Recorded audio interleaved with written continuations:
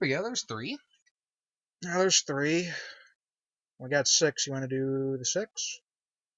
We can do the other 3 another day. Save it for. All right. Okay. I can't think of like conversation. Yeah, that's fine. That's fine. That's fine. Need time to refresh. Yeah, that's good. Usually I do an hour or a 2-hour session. No, that was about an hour. Actually, it was an hour. Yeah, 3 episodes, so... I actually really like that anime, though. I do too. I know it's one I like and I can talk loud about it, so... I just thought it was good. I actually did a commentary with Reese. We watched like a couple AVGN episodes. Oh, AVGN episodes? Early ones or newer ones? Mostly early ones. We watched Friday the 13th, Nightmare on Elm Street, and the Bible games. So Oh, those are classic ones. I am an idol worshipped by many. Someone downstairs worships me.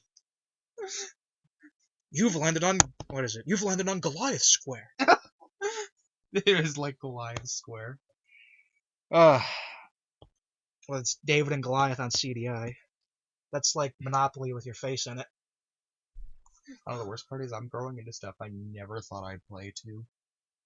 Yeah? Like, I remember when I was in high school, I'm like, I don't get how 20XX can play a card game and Yeah. enjoy competitively, and here I am now. Yeah. Well, Don't get me wrong, I still understand that it's not the perfect competitive game because, well, it's still luck. uh-huh. There is still a source of luck in it. Yeah. You can't just fully rely on your skill. Yeah, because like 20XX was like really hyping it up. So Yeah, I still understand that you can't. yeah, I haven't talked to 20XX in years, but That's because he can't leave his house. oh, what is His mom passed. Oh yeah. Yeah.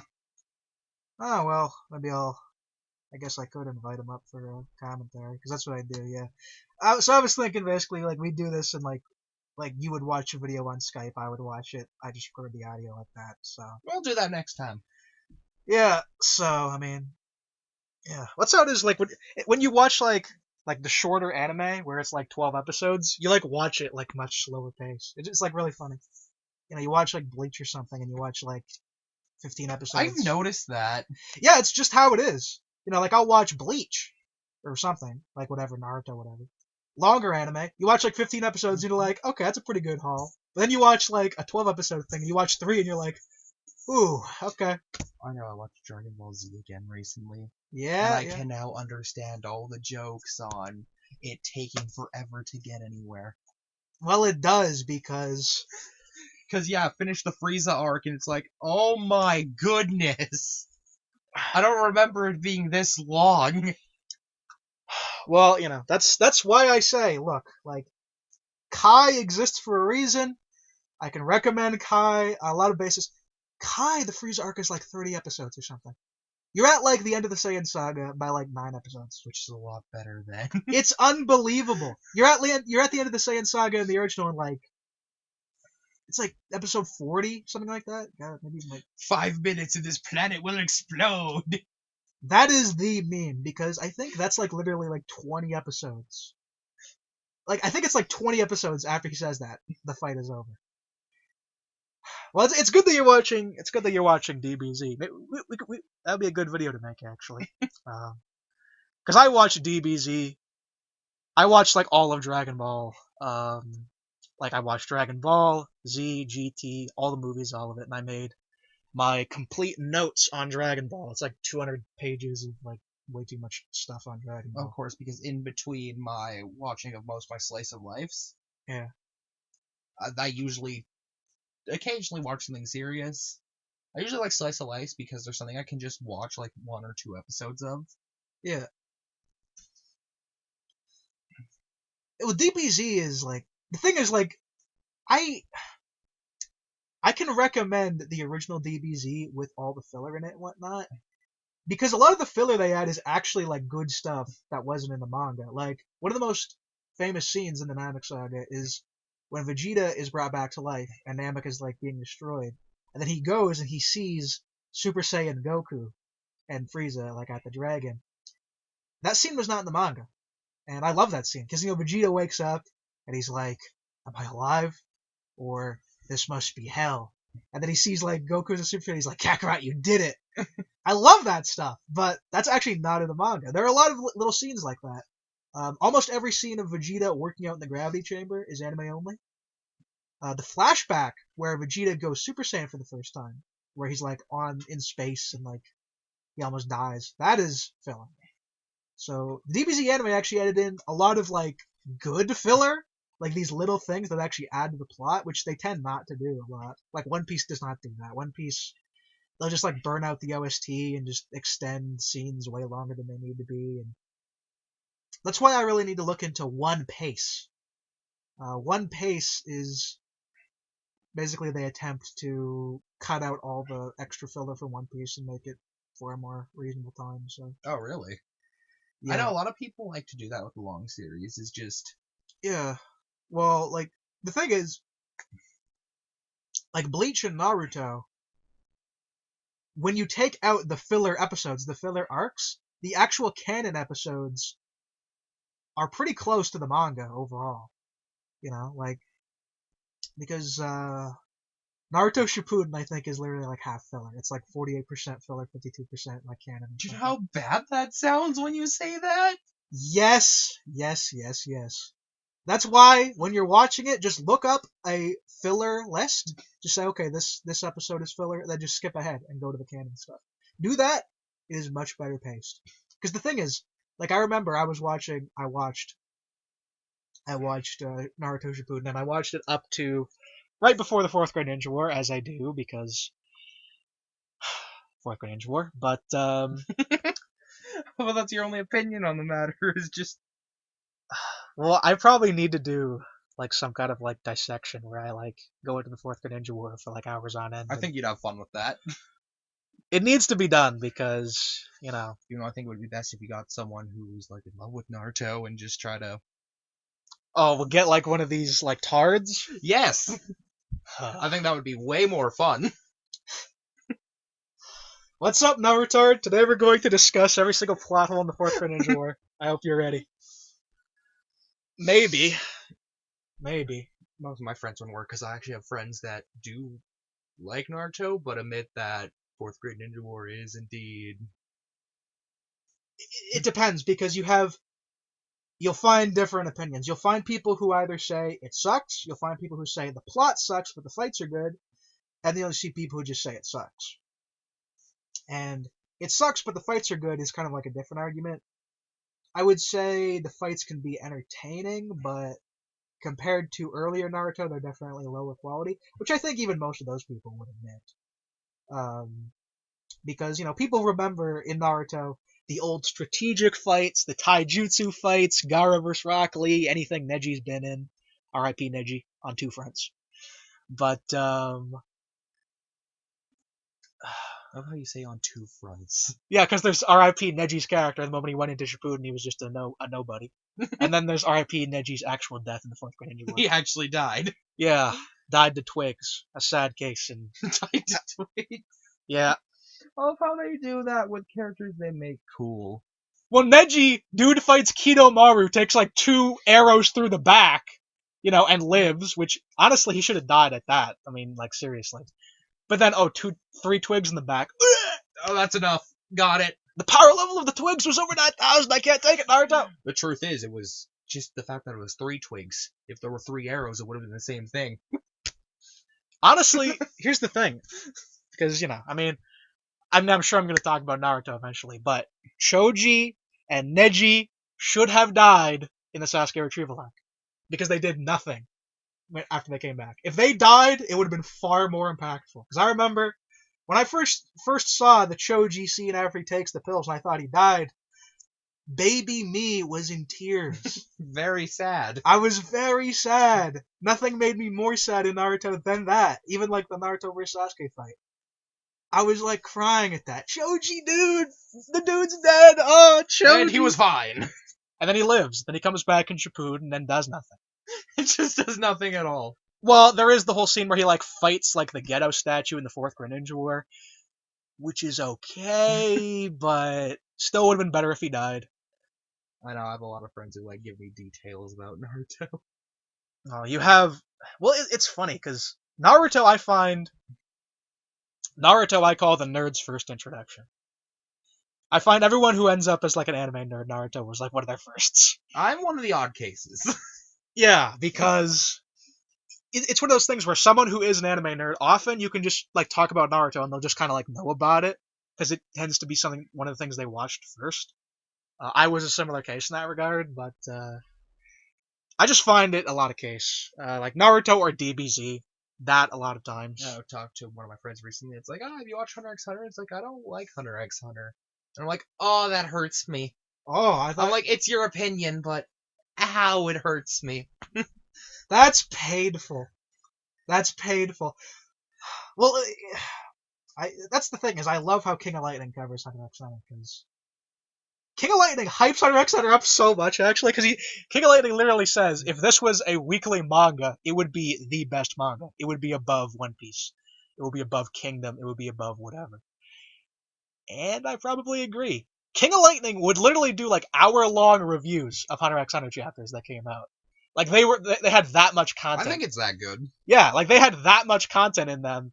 You know, that's what it is. That's what it is with Togashi. You know, it's the same case with Berserk. You get the hiatus, but when he's back, it's amazing.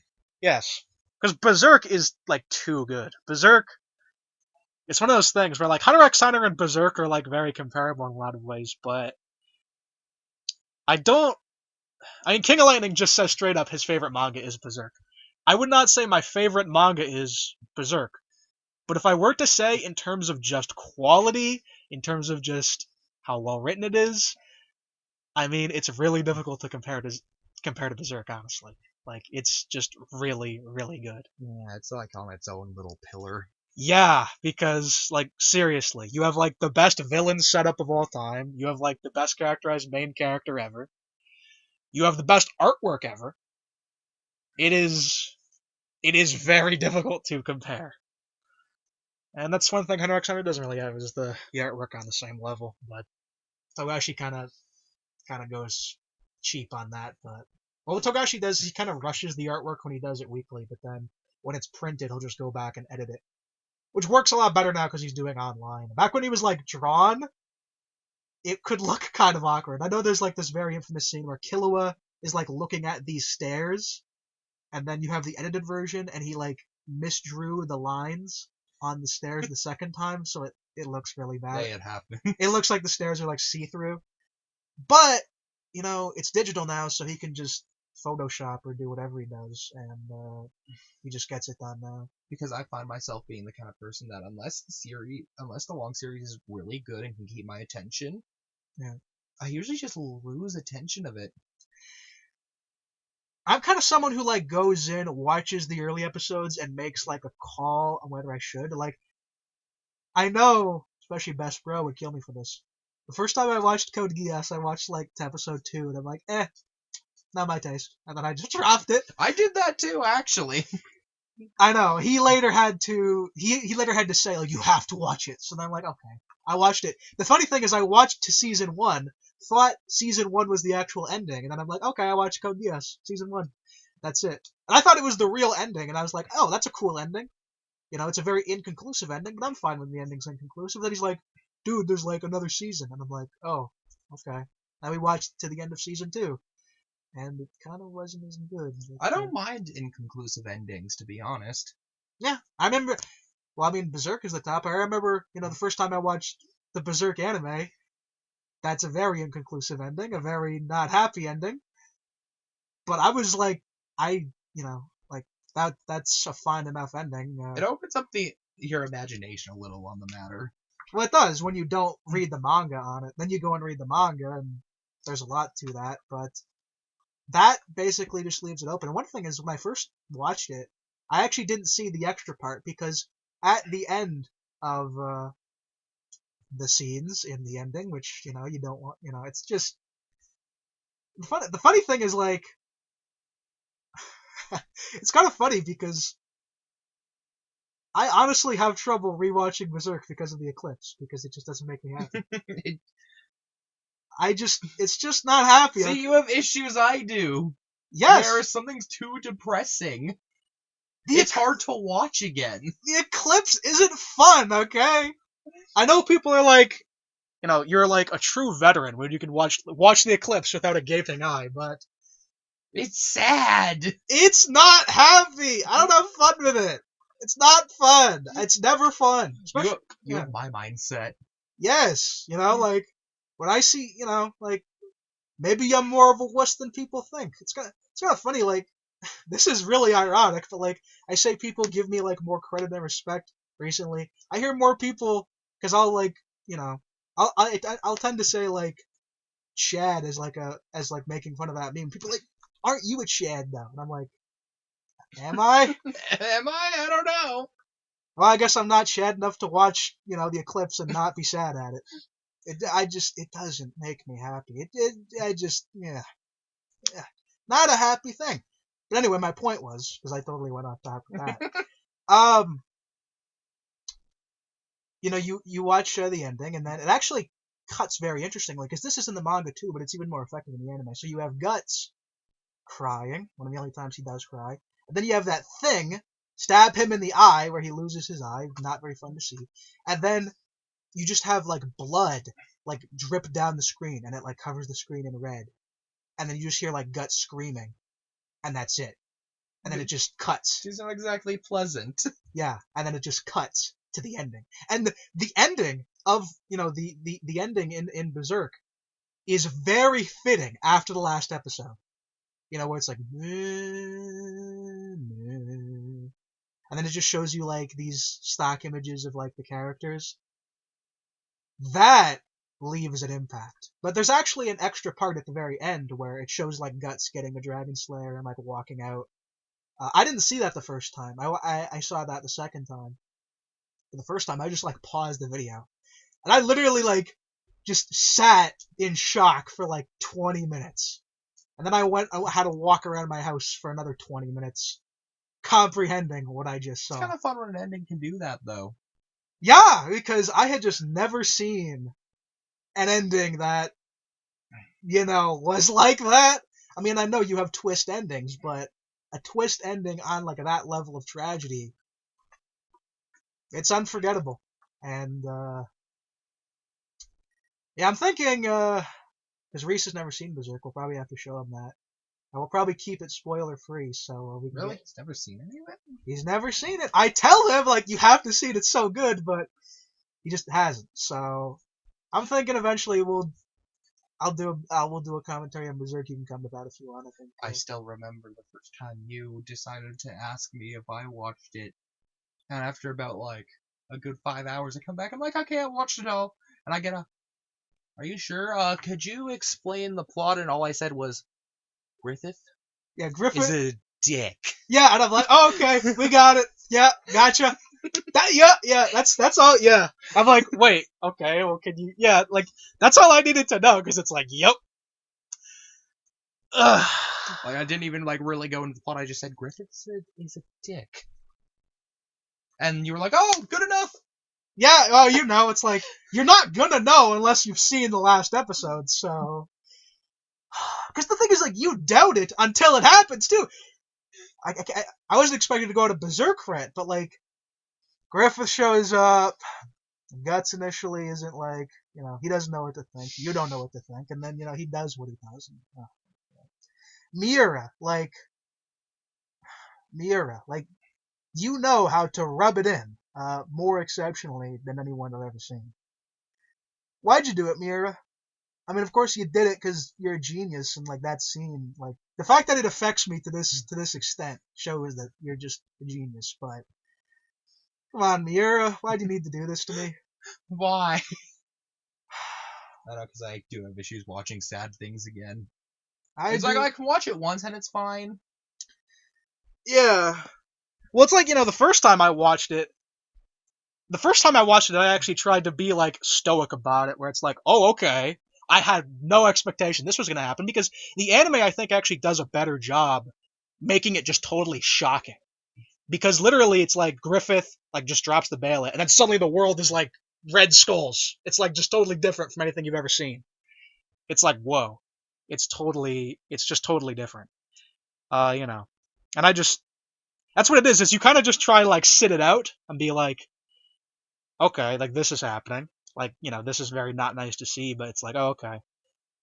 And then Griffith needs to rub it in. And then it's like, wow. And then Guts loses his arm. And then it's like, wow. And then, it's like, why? And I was able to accept this commentary today pretty wholeheartedly because it's a slice of life, it's a harem, it's yeah. something I genuinely like. However, I've had friends come up to me going, "No, I do commentary in like Sword Art Online." It's like, yeah. Haven't watched it. Yeah. Don't know enough. Yeah. That's why, like, because that's the thing. I generally don't like to do a commentary on things that you haven't seen. Like, if maybe like one person hasn't seen it and then the rest have, I think that's kind of okay. But yeah, well, it's I've done other commentaries. I can invite you for like AVGN stuff. I'm sure you'd like that. Oh, I'd probably enjoy that too.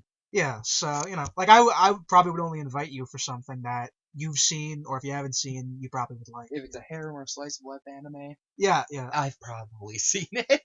I'm sure I could invite you for pretty much any one of those. However, for more of the serious animes, depends. Yeah, so I probably will invite you for Berserk if you're willing to go on. Oh, I totally would. Yeah, because I'm thinking what we would do is I would introduce Reese to it through that commentary. I think that could be fun. Yeah, because there's nothing like someone's first time seeing. There's nothing like it. So. Of course, that does mean I gotta rewatch the Eclipse, which is. Yes, it's never good. Unfortunate. It's never good, but you gotta grow up. But hey, someone new is watching it, which might make it. We're here for you. I'll be hugging you across the internet. It's okay. I'll be crying with you. It's all good. Yeah, so, Berserk, Evangelion, have you ever seen that? I have actually. Yeah, I think that would be a good one. Evangelion, I ended up watching though. I won't even lie. Because of the internet. Well, you know what, actually? This is really funny. I saw a video where Alex Jones, like, explained Evangelion. He's like, it's set in, like, 2015 after, like, the world was, like, nuked in this apocalypse, and it's this, like, series about young boys and mechs. So he like, explained it in his very, like, epic way of explaining things. Wait, Alex Jones explained it? I think Alex Jones is a fan of Evangelion. He explained it and, like, talked about how, like, it's like a political commentary. It's like a vision of what the elites will like do to the country or something. And I'm like, okay, this is epic. Alex Jones is epic. I like it. Who's shouting about how the frogs? The frogs are gay. They have the poisoned water. Yes. So. Oh my god, that's amazing. Alex Jones, an Evangelion fan. I think they censored it because they just censor anything with Alex Jones on it, so I don't think you can find it anymore. But but I love Alex Jones. But that's why I watched it. I saw Alex Jones explain Evangelion, and I'm like, oh, okay, this is cool. So let me watch this, and then I liked it. Seriously, I do occasionally watch like Twitch streams. Yeah. One of the Twitch streamers I watch, I remember he said this, and I could not agree more. They should just put Alex Jones on Twitch. Yes. And make him talk for 2 hours and watch how many views it would get. Yes. No, like seriously. Well, the problem is Twitch would censor him because Twitch like doesn't allow 9/11 conspiracy and whatnot. So all the mainstream stuff won't let you discuss 9/11 at this point. So they like have that as a part of their like terms of service. You can look at like the YouTube terms of service. It's like conspiracy theories such as doubting 9/11. So it's just not allowed at this point. But no, he would get insane views. People love him. People love him whether they disagree with him or whether they agree with him, just because he's that much of a character. That's the biggest thing is you can disagree with him, and still... Yeah, but the point is... Well, honestly, I've said it before. I'm not even someone who, like... There are some things he says which... I mean, there are some things he said which are actually true. Like, he talks about... he's talked about Area 51 stuff. He's talked about pedophile stuff. And there's other things where it's like, the frogs are not becoming gay. Yes, I don't know what's going on with that one. But, there's something he said which is true. There's a lot of other things he said which are kind of insane. But the point is, the fact that they censor him to the level they do kind of doesn't support them, Like, honestly, if he was just saying mumbo-jumbo and he wasn't a threat, why would they censor him on literally, like, everything? Yeah, I'm here to date your 6-year-old. He's a character. He Okay? is very much a character. Well, the best show of all time, actually, the Donald Trump, Alex Jones show. Twitch stream, 2 hours, extended clip, and they just talk about whatever. It would be meme magic. It would be the auto meme generator. Twitter would be down daily because of the amount of memes generated by that. But, well, they kicked Trump off Twitter, so Yep. RIP on that. I know, because I started doing Twitch. I was originally more of like, I'm gonna do YouTube. Yeah. However, as YouTube got stricter and stricter, Yeah. I was just like, okay, Twitch is strict too, but Yeah. I have a little more freedom. Yeah, well, it's like YouTube is just kind of it's a sad situation just because there's just no competition. So, I mean, I'm putting my things on YouTube as of now. When there's no competition in YouTube, the biggest reason it switched to what it is because their stupid CEO decided to one day say, we have the biggest children's streaming platform on the internet. Of course, government goes up to it and goes, whoa, if that's the case, there's got to be regulations. Like, look, I understand because, granted, as a child, like, it's good to have content where you, like, don't expose children to, like, whatever, it's things they shouldn't see or whatever, Oh, of course. Like, I'm fine with that, but the problem is, like, who is, like, the average age demographic of, like, YouTube? 35-year-old nerds or something? Like, 35-year-old regular people? Kids are, like, a significant thing on it, but how about, here's what I've said. How about just make a YouTube Kids website? If you have parents say, okay, go to the YouTube Kids website, and then it has the stuff for the kids. And then if you want to go to regular YouTube, just go to regular YouTube. I don't know, you go on the internet sometimes, and you just read, like, an argument of parents going, my kid watched something bad on YouTube on autoplay, and it's like, it's not the internet's job to raise your kid! My kid watched Chugga Conroy, and he said hell once. Oh, Jimmy! I know, it's like, it's not the internet's job to teach your kid. No, it's like... Some of that does fall on you. Yes, and honestly, this is the thing, because there's kind of like a debate on this, honestly. If you want to police your kids from, not seeing inappropriate stuff, if you're serious about that, I'm going to have to tell you, you're going to have to brace yourself for this. You're going to have to look at their search history. And you're going to have to say, Jimmy, I saw that you watched this. I don't think you should.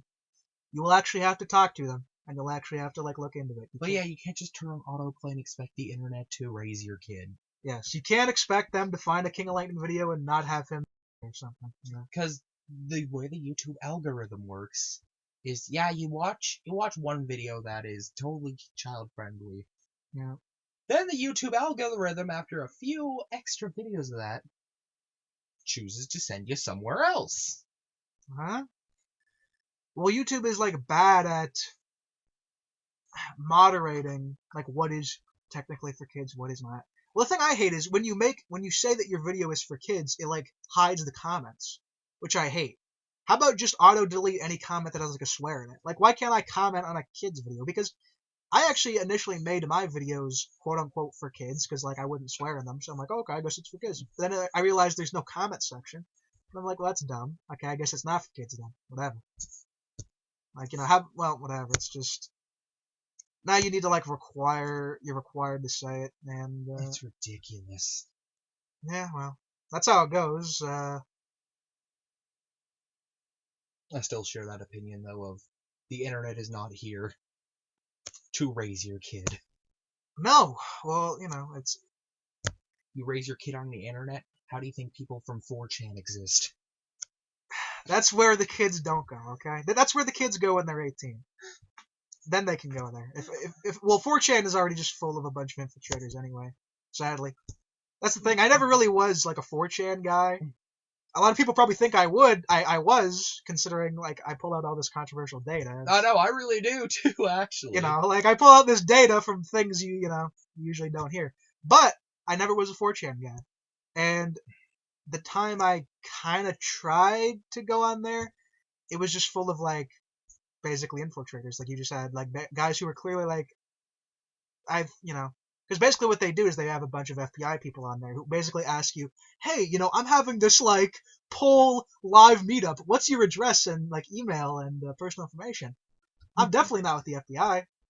Not at all. Yeah, so it's like, it's not what it once was. It's not what it once was in the heyday of like 2015, where you had like Trump meme magic and you had like Alex Jones not being censored, because he was censored early. He was censored in like 2016. They kicked him off like everything. Yeah, right? he was censored pretty early. Yeah, Trump was able to last longer, probably just because he was president, and he has like a political party behind him. But even Trump, of course, that was because of the Capitol or whatever. And of course, whatever. That's how it is with Trump. They just want him. They just want to like cut his head off at every moment. So I know, and I hate to say it, but with the way censorship is going, in the next 10 years, yeah, I could totally see you not being able to say anything controversial at all. yes. Hello, my non-binary, diverse, genetically infused person, comrade. How is it doing on this delightful present time in our wonderful current year? I don't know. Because it's just so dangerous to say anything. I know it's pretty bad when you can't even say boys and girls safely anymore. Ladies and gentlemen, yeah, it's like That isn't safe anymore. Yes, ladies and gentlemen. What a controversial phrase. They banned that from like train goings because I don't know. I guess like whatever. Like that's because they've come up with all these different gender spectrums. Oh yes, New York City recognizes 36 genders, not the 20,000 genders on Tinder or whatever, but at least 36. Which, when you think about it, is still a lot. Yes, like, well, I don't get it because there's like I just don't get it. I tried actually looking into it once. I like went to the Tinder page, looked at all these genders, and they have links like with a description of each of them for all of them, and I tried reading it, and I'm just like, look, I just I just don't feel like it. I just don't feel like it because it's a matter where it doesn't matter. It doesn't really matter what you say. I could say whatever. I think the only one that made slightly sense to me is them or they. Yeah. Well, that's like non-specified. Yep, and that is the only one that I read, and I'm like, that makes sense. Yeah, I get it if it's like... Okay, like, I understand if it's like... If you're like trans, that is, I am the opposite gender. That's what your gender is, so you describe yourself as the opposite. Okay. And then there's like, not sure. Okay, not sure. But then there's like what? Non-binary, I've had my genes altered this way, I identify as a fire hydrant today, whatever the situation. Yep. I don't know. But, I'm trotting across the Milky Way galaxy today, so... I don't know the situation. That's, Well, it's funny because... It's kind of funny because trans, like, went over my head. Because it seems like trans became, like, more of a thing in, like, 2012, 2013, or whatever it was. Around there.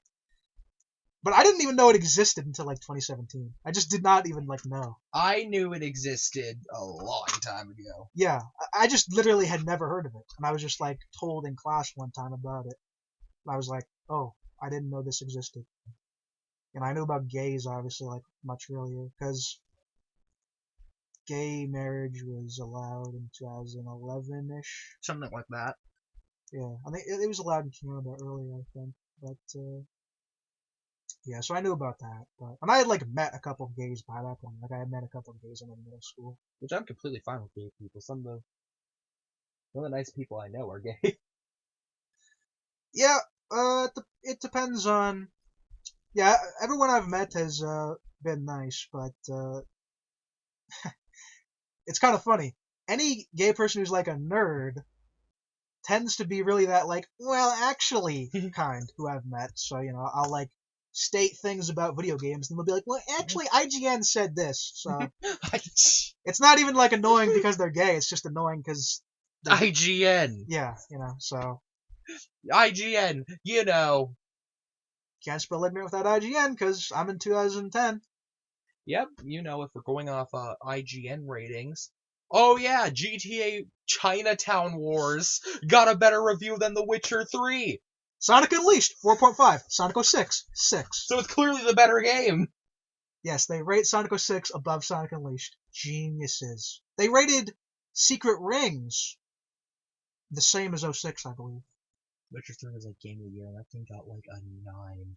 They rated. Chinatown Wars got 9.5. They really got paid off that day. And I just do not know what to say about Chinatown Wars. Sounds epic. I've never seen Chinatown Wars. I mean, is it like? It sounds like the whole 1993 Los Angeles riot where you had like. It was largely a handheld Like GTA game. I know it's like a DS game. Well, isn't that the one where they brought it back to like the GTA 1 and 2 style? Yeah. Yeah. Well, they must love that. They must love that top head AVG again GTA game. No, I don't listen. Like, my dad's someone who still goes, look at the reviews for this game. I'm like, I don't listen to reviews. I don't bother. I'll listen to like channels that do reviews, individual people who do reviews, corporations that do reviews. No, I don't care. Like, even though it's really hilarious when sometimes a game is so bad it can't even escape the wrath of IGN. Sonic 06 wasn't. They gave that like a 5.8 or something. When Fallout 76 came out, oh my god, they hated it. Good. Well, that's one thing I have said. IGN is relatively bad, but there are certain games where when it's obviously bad or it's obviously good, they give it the respect. Like, one thing I've really liked is all the mainstream review sites have always said, like, Super Metroid is like a 10 out of 10. You know? I've never seen one of the mainstream review sites not give Super Metroid a 10 out of 10. Which I really appreciate because you know, there are people who could play that game and get lost and kind of not, understand and not like it for that reason. But they've always given it the respect, even though it's kind of a more difficult game. Oh, I give it respect. Yeah, just because it's really well made, you know? Is it something I'm great at and could play over and over again? No. Is it something I can respect as a game and design-wise? Yes. Yeah, so... And there's a limit to that, obviously, like, the Ocarina of Time love is... I just kind of don't get it. I think it has something to do with the fact that all these people are, like, millennials. Now, I can understand some of the love for Ocarina of Time. I can understand the love for it, but, like, the just universal best game of all time kind of level. Yeah, like when people say, like, it revolutionized this, it's like, yes, it did. Like, yes, when I play Kingdom Hearts and it has, like, a targeting system similar to Oot, that is, like, an influence there. It's like, yes, it did. Yes, it's a thing. Yes, it's good. Yes, it's worth praise. But is the game itself really, like, the best designed game ever? I know, same with Super Mario 64. Yes, is it my favorite Mario game? Yes. Yeah. Am I willing to admit that? Yeah. Because there are definitely flaws. Number one being the camera. Yeah. What's the thing? Like, one thing I will say, because I say this to a lot of people and they, like, get all pudgy about it. I will say this.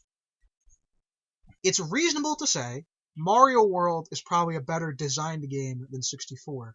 But that's because Mario World was, like, the fourth game in that formula. In the 2D Mario formula. Yep, well, Mario 64 was the first in new formula. Yep. So you can, like, a lot of people I say that and they just get totally, like, what? No, like, whatever. I like Mario 64 more. It's okay that you like Mario 64 more, but Mario 64 is rougher around the edges because it was the first of its kind. And it's definitely rough around the edges. Yes, Because there are some things, hell, BLJs. Yeah. Well, that is...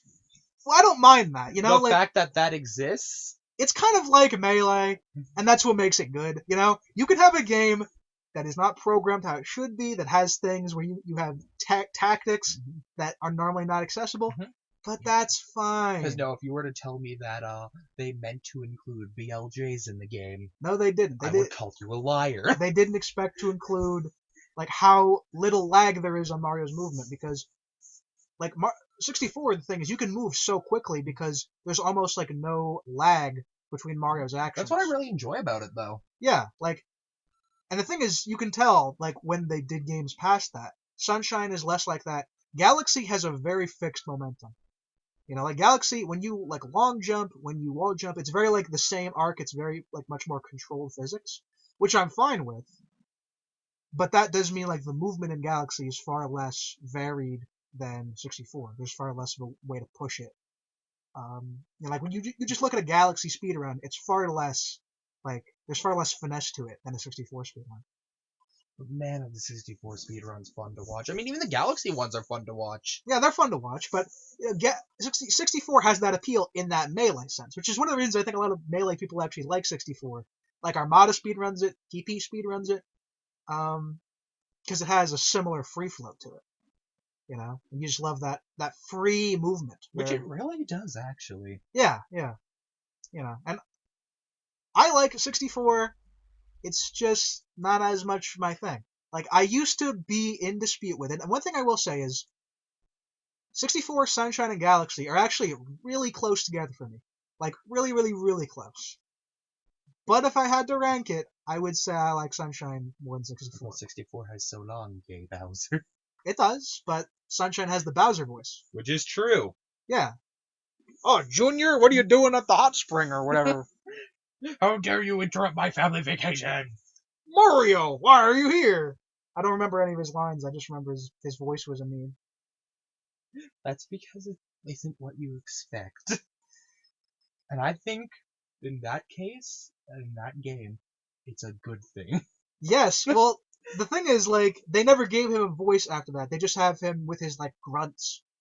I think, actually, they reused basically the same grunts from, like, Brawl onwards until, like, Odyssey. It's just, like, the same, like, clips over and over.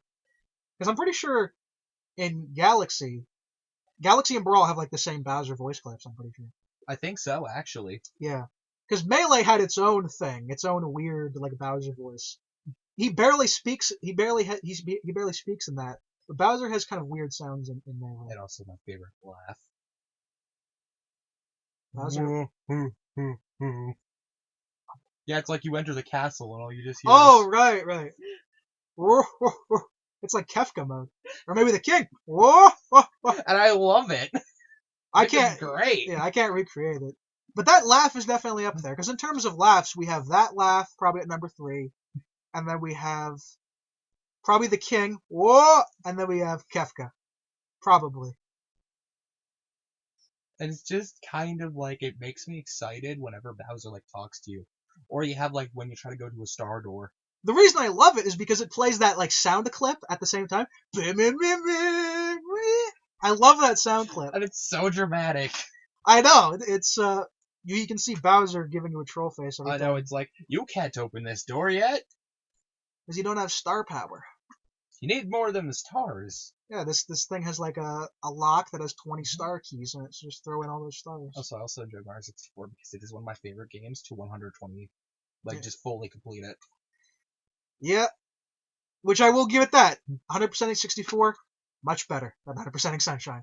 I will say that. I think it is a much funner game to 100%. Yeah, that's probably... part of it is because I tend not to 100% 64 or Sunshine when I play it. Not that there's a few stars that I don't think are bad. 100 coins is probably the worst ever. 100 coins in Rainbow Ride is something I despise. Yeah. Every time I get to it. The worst part about the 100 coins is sometimes you'll get the 100 coin in, like, a really awkward position. Like, I remember I've seen a clip where you had the guy in the cave level in the basement. Yep. And he was at the part where you're, like, climbing on the roofs or whatever. Oh, no.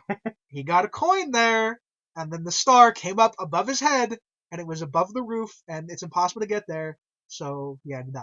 No. One thing, because this is 64, this is the good thing Galaxy did, is Galaxy would actually save your purple coins between when you die, unless it's like a timed one. But if it's for the one where you just have to scour all over, it would save your purple coins when you die. The problem with Sunshine 64 is when you die, you need to get every single coin again. Even if the level has a checkpoint, it still won't save your coins, I think. I don't think so. Yeah, so... And that can actually screw you over, because in the desert level, I never remember the 64 levels. But the desert level... Dry desert. Yeah. The desert level, you can go into the pyramid, die, and then there's a checkpoint there that spawns you at the beginning of the pyramid, but then you can't leave. So if you died while having some coins and you went to the pyramid, you're now dead. You can't get the star.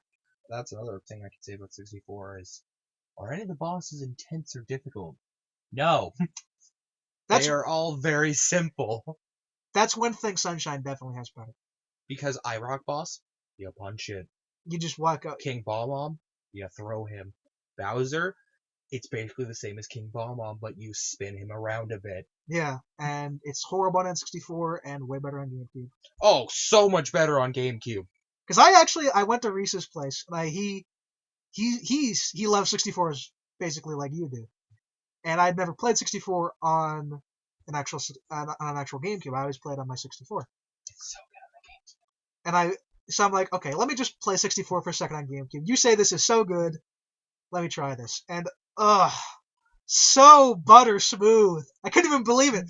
Throwing Bowser was a miracle. I could not believe it because I've thrown Bowser with the N64 analog for so long. It's so horrible. It's terrible. Yeah. So the speedrunners tend to still use the 64 controller, so that's them. But that's probably more so because they're just used to it. Yeah, because they've been doing it since the 90s or whatever. So. Because I could say, I've got into speedrun the game. Do I use a Nintendo 64 remote?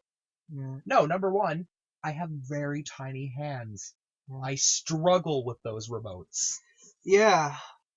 That's the thing with me is, I think I have regular sized hands, but I think I kind of have slightly longer fingers.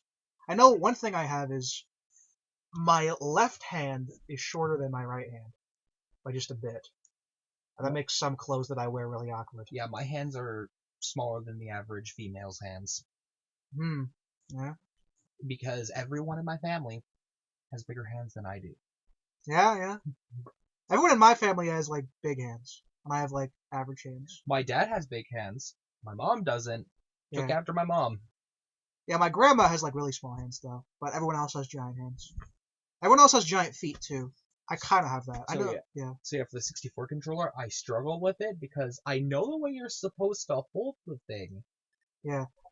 That's the thing, like, it's kind of funny that it works like this, but, like, the Zelda games on 64, much better with a 64 controller. But Mario 64, much better with GameCube. I actually agree with the Zelda because there's more buttons on the... Yeah, because, well, number one, the Ocarina songs are way better. And the movement is fine, because it's not like Mario 64 where you're, like, tilting it a lot. Zelda, you tend to be just going in one direction. Once again, if my hands weren't stupidly small, Yeah. I could probably enjoy the Zelda games more. Well, do you play them on Virtual Console, or? Depends. I mean, I got the Ocarina of Time 3DS port. That's a good one. Which is usually just good enough for me. Yeah. If I ever get that fixed, too. Yeah. I know Reese used to really hate the Ocarina of Time 3D when it came out. I never really had a grudge against it. I do not like Majora's Mask 3D, but that's because they actually changed how the game is.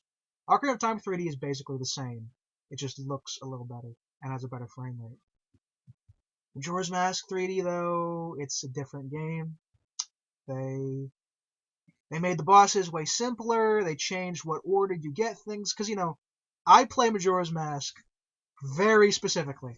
The way I play Majora's Mask is kind of freaky, actually, because I have every single time I'm going to do things planned out. I have everything I'm going to get planned out. I go in this very specific order, and I get like as much things as I can within a 3-day cycle. So I went on 3DS. I'm like, okay, Majora's Mask 3D, let's go.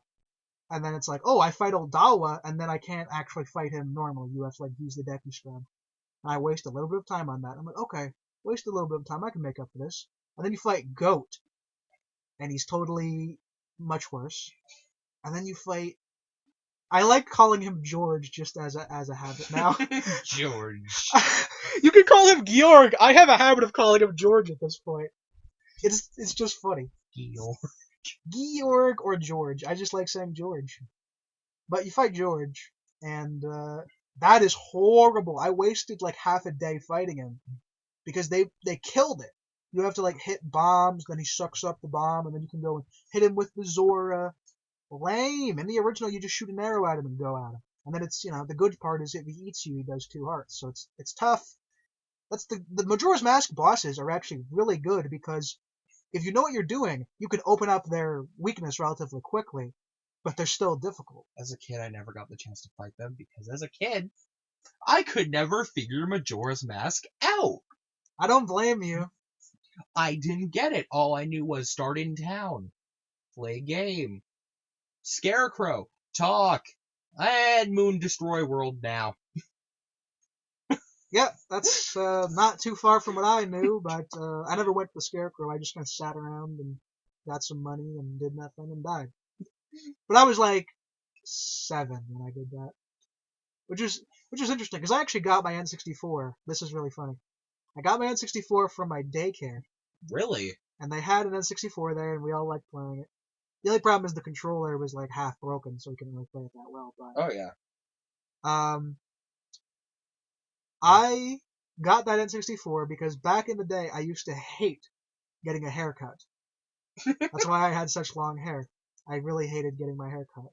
So they said, we're going to cut your hair, and in exchange we'll give you the N64.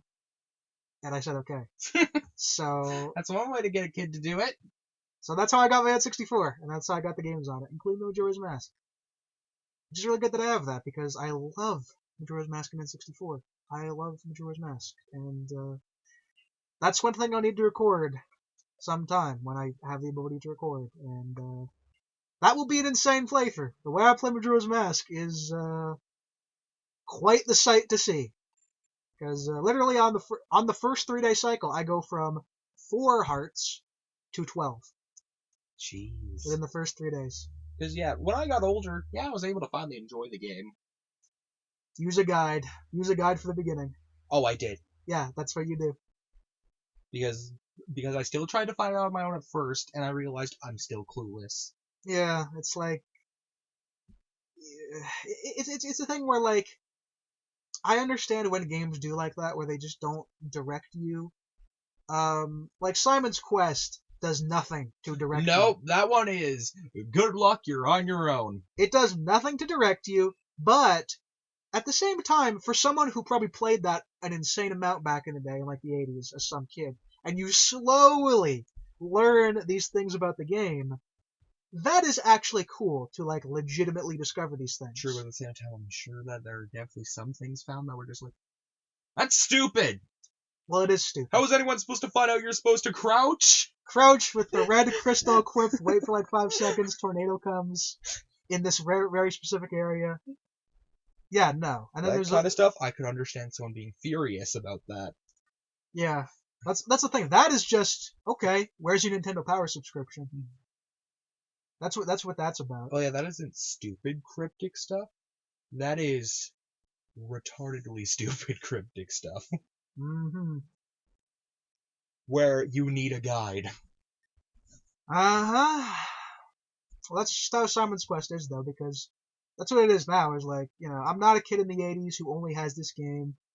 I need to get on with my life, so let me just look up game facts and just tell me, okay, you need to buy the white crystal here and talk to this guy and do whatever. One thing I have been enjoying, though, recently is, with a lot of games getting quite old now, a lot of companies are, like, releasing books on the development of their first product. Yeah. Which I think are super fun to look at. Final Fantasy 1 is an interesting case. That's the thing, like, Final Fantasy 1, like, all the original Final Fantasy games up until roughly 10 were almost developed by the whole same team. Like, they were just cranking it out. Which is pretty impressive. Yeah, like, 9 really was the last hurrah of all the old, Final Fantasy guys. I think that's impressive. Yeah, Sakaguchi, Uematsu, same programmers, whatnot. And they just went on and on and on and just released all those games, adapted to the hardware, whatnot. Very impressive. And that's why modern Final Fantasy just is not the same. Doesn't have Sakaguchi, doesn't have Uematsu, doesn't have the old boys. It's just not the same. It will not be the same. And that's just what... That's just impressive. Because, yeah, recently, Blizzard, for me, they released... One guy who helped develop the classic game released a full book about it, and it showed just so much of what goes into developing a game. Yeah. How much second guessing happens for things. Because, they've been like, oh, we're going to add this, but... Yeah. That's how it goes for balancing. You need to kind of just, okay, well, let's just test it. I think this is balanced. Well, you know what, let's hope. And that's how it goes. And it's like, that is super fun, actually. Mm-hmm. Because, yeah, for the Paladin class of that game, I've read a full thing, and they're like, yeah, they originally had, like, melee abilities. Yeah. However, when the game went live, we second-guessed ourselves and decided on this whole giant seal system. Yeah, because we wanted to make it like a Final Fantasy Paladin, but then we said we'll make it our own. Yep, and we thought it would be super cool to have this seal system. And turns out it didn't go out very well. Well, the thing is, I just hear Paladin and I just think Final Fantasy example, which is basically just a knight who has healing. That's what the Final Fantasy is. That is pretty much what the original Paladins were going to be for a while, too. Yeah. So, however, yeah, they went, you know what? Let's try this. Yeah, let's make it different and therefore not that great. But... And you know what? That's exactly what happened. Mm-hmm. Because when they released them, they're like, oh, they're going to be able to tank and do damage. They couldn't do either of those two jobs. Uh-huh. Yeah, well. All because they decided against their first design and went unique. Which I can't say is a terrible thing, because, I mean, you gotta try some things. Yeah. You do gotta take some risks. That's why you just don't make, like, a heavy armor class that has, like, status effects on them. That's just not who you tend to, like, use statuses with. You know, that's why mages have, like, light armor, so they can, like, resist statuses and, like, you know, actually get moves done. I will say, though, later on in life, when they made the Death Knight class, they actually made that status effect, heavy armor thing, work. Yeah. And work incredibly well. Well, they can do it if you just make it like a pure tank. Not even pure tank. They pulled it off. Well, just balanced because enough. They pulled it off, but then again, you could definitely feel like work from like previous attempts in it. Yeah. You could definitely tell that this came from failures. Yeah. And yeah, I just like read these books, and I always have fun when one of them come out because it's just so much fun to read them and go, this is what happened. Mm-hmm. This is what they had planned but never came to fruition. Uh-huh. I think I have more fun reading what was planned in games and just never came to fruition. Yeah, because that's one of the reasons I like looking into betas. Is, you know, you see those things that like were never released. That's one thing about OOT that is very interesting. The OOT beta is incredibly interesting, and they recently actually were able to find one of the original Zelda 64 disk drive betas, which is incredible because beforehand all we had was, strangely enough, these French commercials of the game that were like 2 minutes long. And that's the only footage we have of the Zelda 64 beta. But they actually found a ROM of it. So, you know, possibly people are going to try to make Zelda 64 the game. Exactly. I think it's fun to look at like what the first design product was, because they always, like 99% of the time, differ so highly from the finished product. Luigi's Mansion beta is incredibly interesting. Have you ever looked into that? I actually have, and I looked at it and I just remember being fascinated by it. Yeah, because it has the whole Majora's Mask-esque like time thing. You have to save Mario in a single night. Which in Luigi's Mansion, you do save Mario in a single night in the game, but it's kind of just an irrelevant thing. But back then, you had a time system. And you look at like the mansion in the beta footage, and it's very different. It's so different, and it looks much bigger. It looks more like they had it where like you had the main middle room, and then they had a bunch of rooms like to the sides, kind of like going outwards. Because in the game, the way it does is basically the mansion is like a rectangle, and then you just have floors going up. Yep. It looked like originally they were going to have much more floors going like left and right, like this way. It was going to be more wide. It just looks so much fun to look at that stuff. Yeah, because I would love to play that alternate Luigi's Mansion. Yeah, it makes you sit there and it makes you look at it and go, this is what it could have been. Mm-hmm. Don't get me wrong, sometimes you could definitely look at some beta and go, yeah, this is probably for the best. Mm-hmm. Where was the Sonic the 6 beta? That is the most... You know, the funny thing about that is it is like the case for Sonic 06. The game was so rushed and so awful, the beta was better. How do you do that? They're literally recreating the Sonic 06 beta now, and it's like a better game. what's so funny is they're trying, because there's this like, it's like Sonic Project 06 or whatever. They're trying to like make 06 good, fix the collision detection, fix it. And the funny thing is, one of the main source they're taking from the beta. They take the beta builds and then try and fix the in-game levels to the beta builds. That has to suck when you're beta. Apparently, what happened was that they had a better beta version, but the version they used was supposedly more stable. And it was also a potato.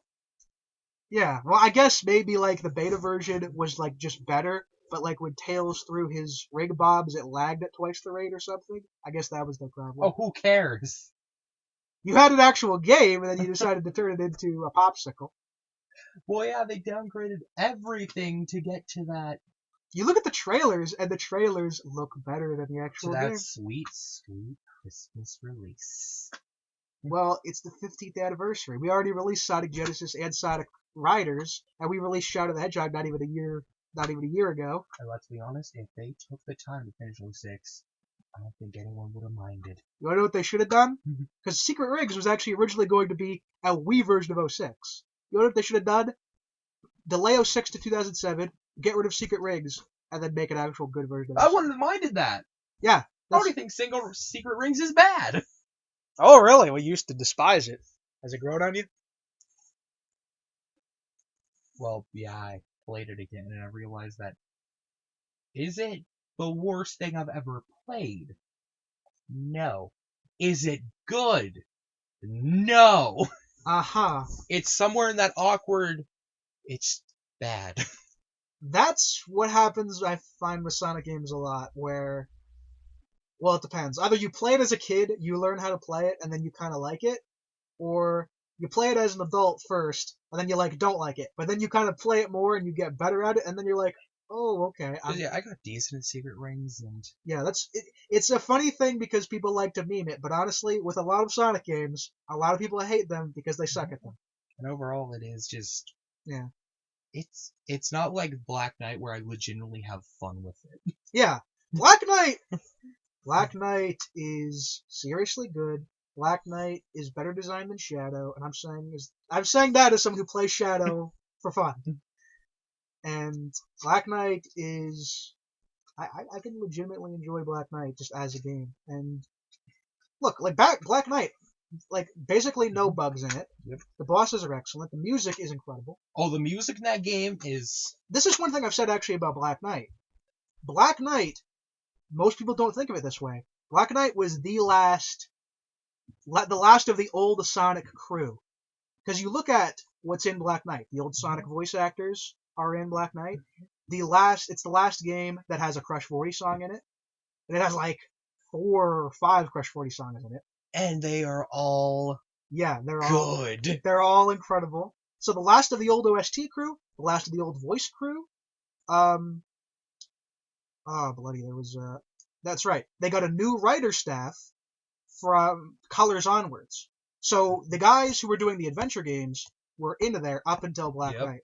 Black Knight was the last game with the old writers. So if you want to know why Sonic now is like goofy Saturday morning cartoon and we don't have epic stuff anymore, that's because, the guys who came up with Shadow and the guys who came up with Professor Gerald and all that, they were sacked after Black Knight. So Black Knight really is the last hurrah to the old adventure crew. And it's really not appreciated for that, honestly. I can definitely tell that. Yeah. And honestly, I know it wasn't popular in Secret Rings or the Black Knight, but one thing I do like about them both is the comic book style cutscenes. Yeah. I know they're unpopular, but I like them.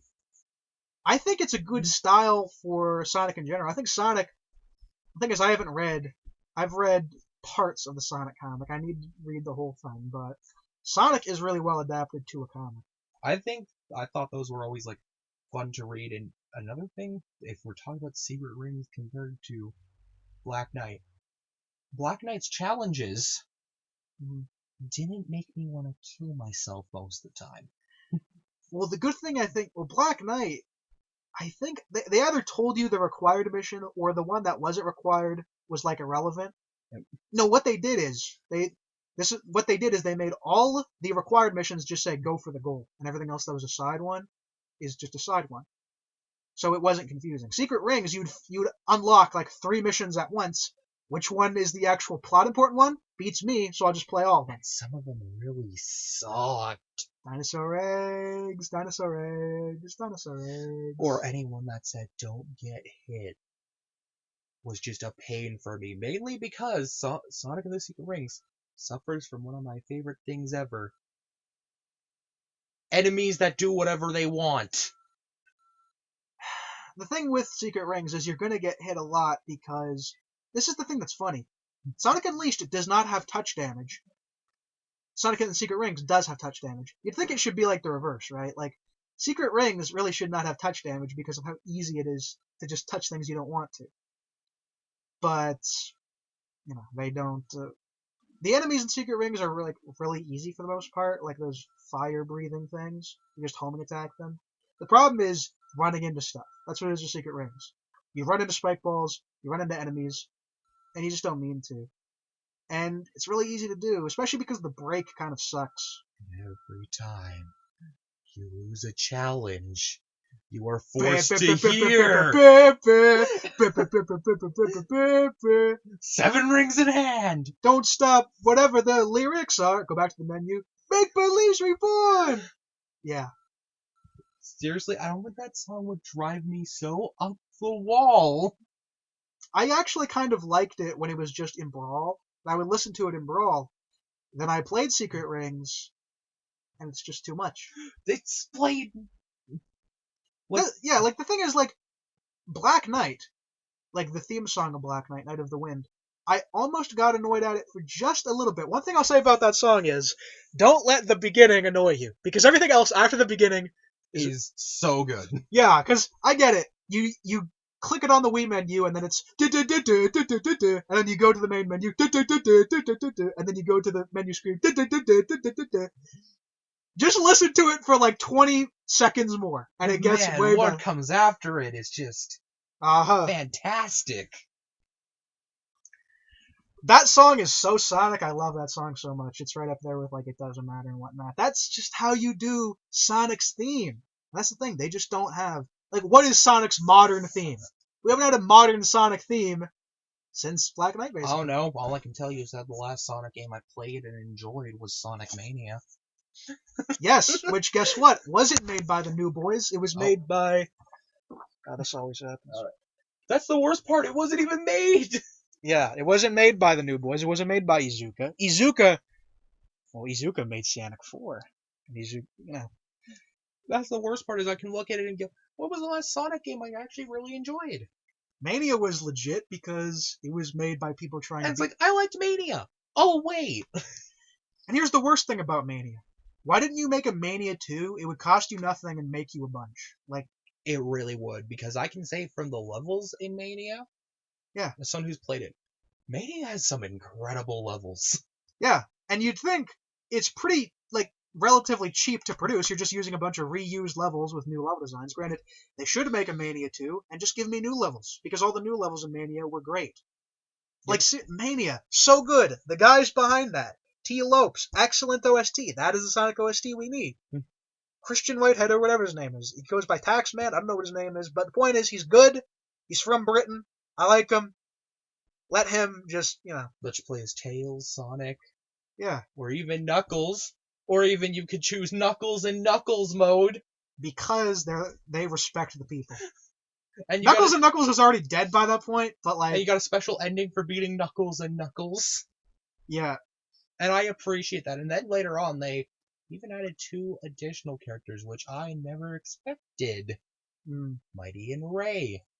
Because fan service. But, they play well, so why not? Does it make me happy that they were added? Yes. It does. I mean, I probably would have preferred others. Like, I'm sure if they added in Shadow, the internet would, like, nerdgasm instantly. But it's like a little throwback.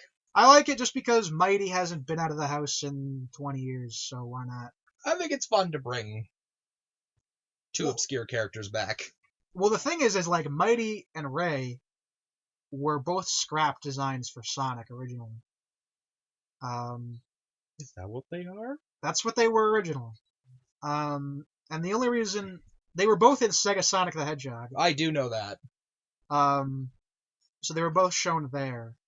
But the only other game Mighty was in was Knuckles Chaotix. And the funny thing about why he was put in that, Knuckles Chaotix was originally going to be a Sonic and Tails ring a tether game. So Mighty, they still had the code for Sonic in the game, so they just did like a sprite alteration for Sonic and then made him Mighty, and then kept Sonic's code in the game. That's why he's in the game.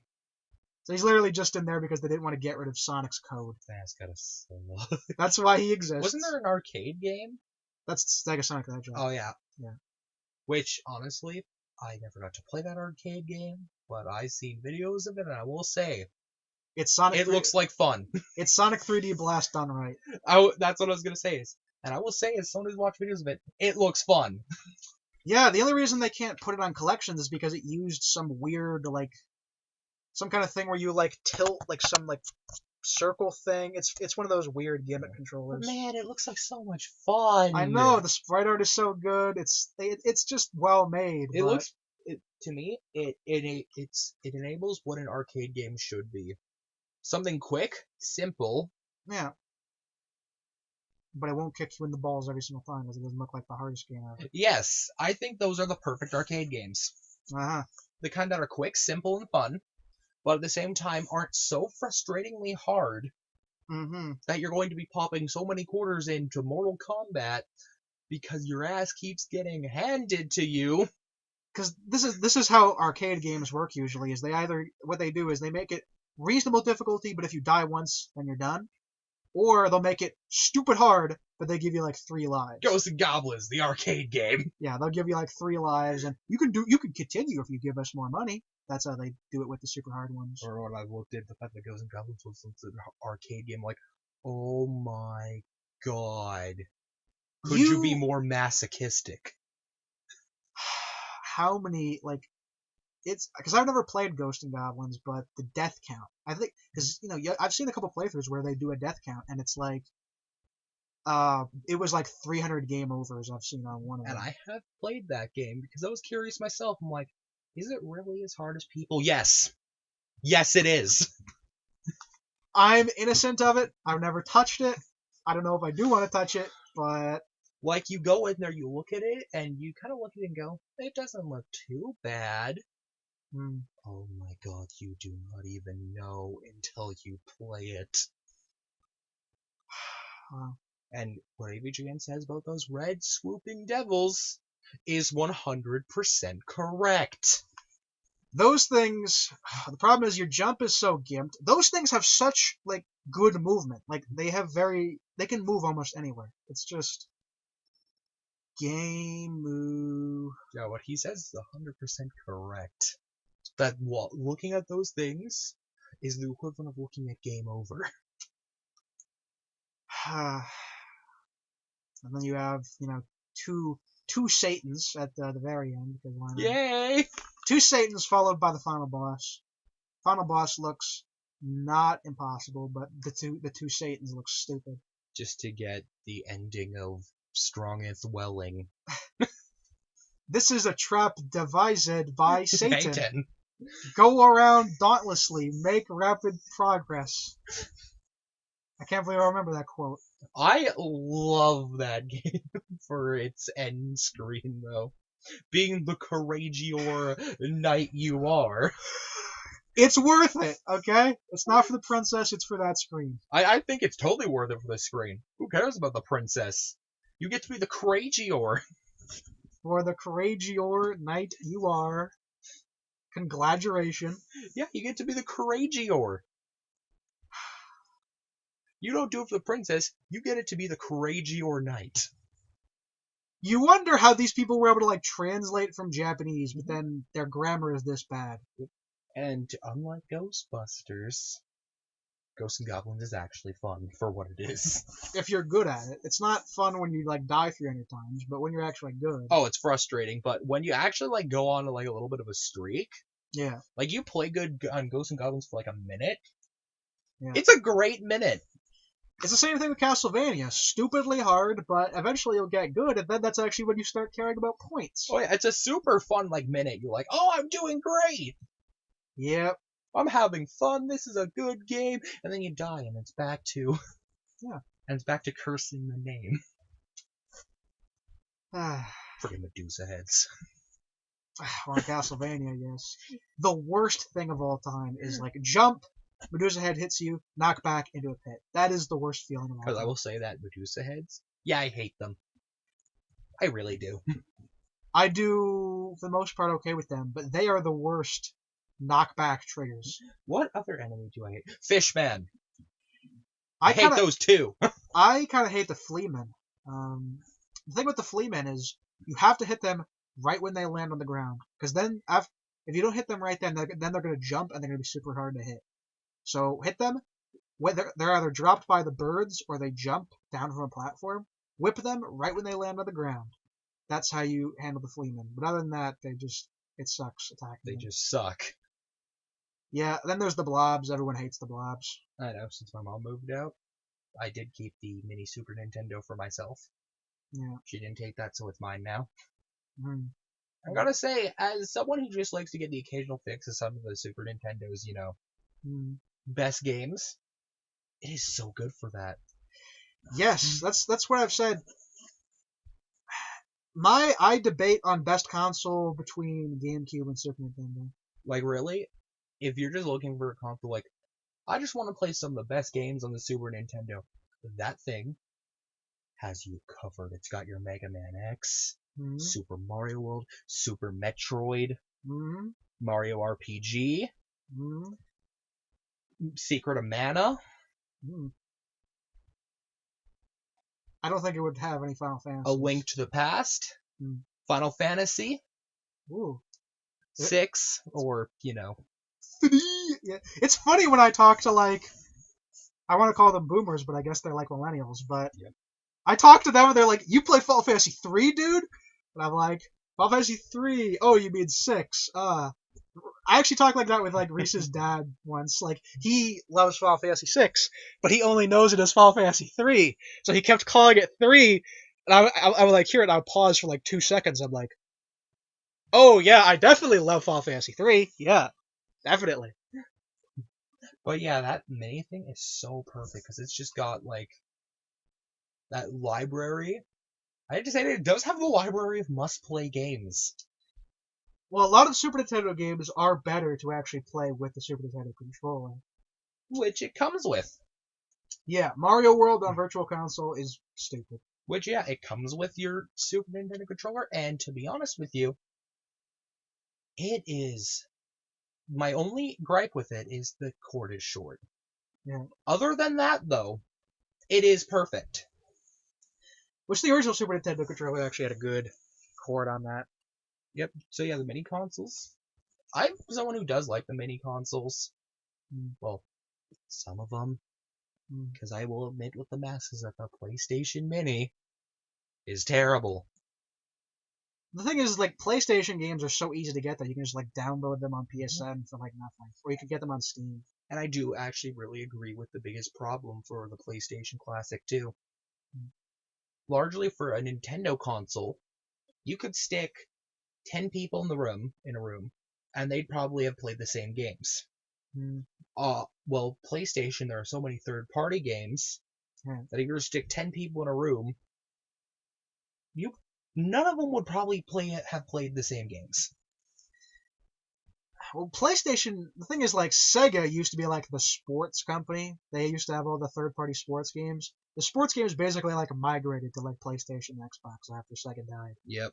So, a lot of, like, sports people, they always talk about, oh, my PS2, dude, I got my hockey, I got my Madden, I got my baseball. Yeah, dude. The PlayStation 2, right around the PlayStation Magazine, also became... Yeah, it became a thing. PlayStation Magazine? Yep, the official PlayStation Magazine around the time of the PS2. They switched their demographic from appealing to gamers to appealing to the Chad lads. Chad lads, what is that, like, edgy millennials? No, the what up, boys? Look at that girl.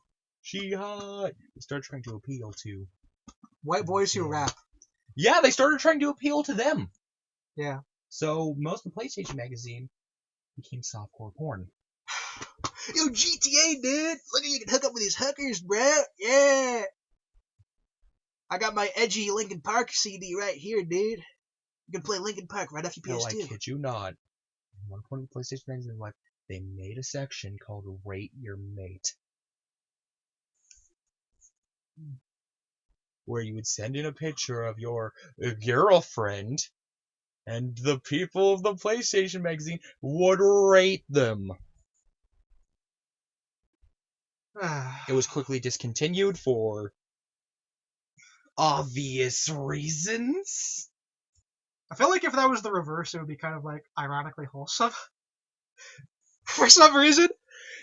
Here's a picture of my boyfriend. Rate him, PS2. That's kind of ironic. And the worst part is, they had like a bunch of restrictions. They're like, if you're ugly, don't send in a picture. If you're fat, don't send in a picture. Only hot gamer girls, please. We need our sexy chicks in the PS2 magazine. Wow. And then they actually even have like a side article on it, and it is the most desperate sounding thing ever. I've memorized it because of how creepy it sounds. In our last issue, we sent a call out for Rate Your Mates for you guys to send your girlfriends. We already have 5 girlfriends rated, but we need more. Keep them coming, guys. Keep them coming. Imagine all the guys ogling you in this here magazine. Yeah, it's creepy. You see, this is why I didn't like the GTA boys back in the day. People said, why aren't you a GTA fanboy, dude? Why aren't you, the reason is because these people, the fans of GTA. I like more of the old GTA games now, because now these people are all like, they're older, and they just play the games for the games. And you could truly experience CJ! Yeah, I could experience CJ and those weird, like, Vice City, like, rap video compilation things, whatever they do. I'll take 2 number 9s. Yeah, I don't know the GTA memes because I'm not much of a GTA person, but I'm more of a GTA person now. And the reason I wasn't back then is because this was like the GTA fan base back then. Yeah, and it's kind of hard to get into it when the fan base is kind of creepy. Uh-huh. Yeah, these 13-year-olds were like, looking at those hot chicks, bro. Yeah. That's pretty bad that magazine, that style of the magazine lasted for about, I think it was 28 issues. Yeah. Before they dug themselves out of their hole. Because, of course, they thought, we'll increase the sales by appealing to all these guys. It lowered the ratings. Uh-huh. Well, that's because, look, skateboarder dudes who are on meth or whatever, some of them play PlayStation 2, but the other people who play PlayStation 2 are the recluse nerds. Mm-hmm. And they're just less comfortable about rating their hot babes. They don't have babes. They're like 14-year-old, kids in their basement. Let them play, Crash Bandicoot or whatever.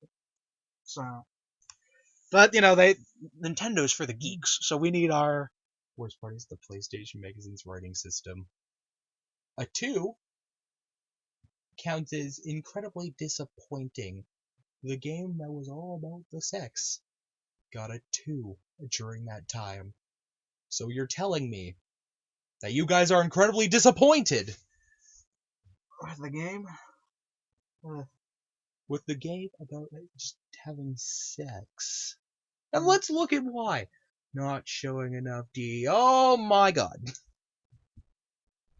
Well, that sounds like some hot coffee mode. Yeah, it's like when you read incredibly disappointing, you're like, oh, they're probably disappointed because, game that's just all about that is...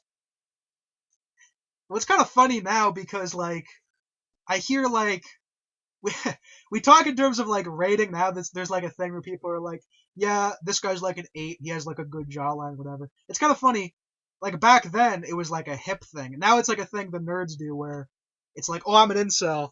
And I'm an incel because I'm, like, a 4, and I have, like, a bad jawline. And now we, like, talk in these terms. Back then, that was, like, what the edgelords did. Yeah. The irony. And the worst part is people always say, games nowadays have smooth launches all the time. It's like, No. No, games have the worst launches they've ever had. Yeah. Games can't come out, man. Cyberpunk came out a few months ago, and oh my god, it was a hot mess. The only games that come out now are indie and remakes. Don't get me wrong, some parts of the Cyberpunk release did make me laugh from how bad they were. Number one being the trees.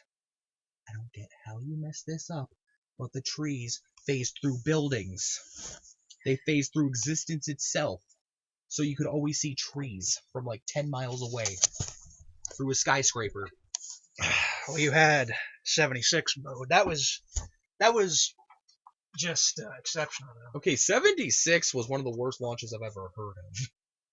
And worst follow-up launches. Here's a backpack. This is like lower now. How did that fall too?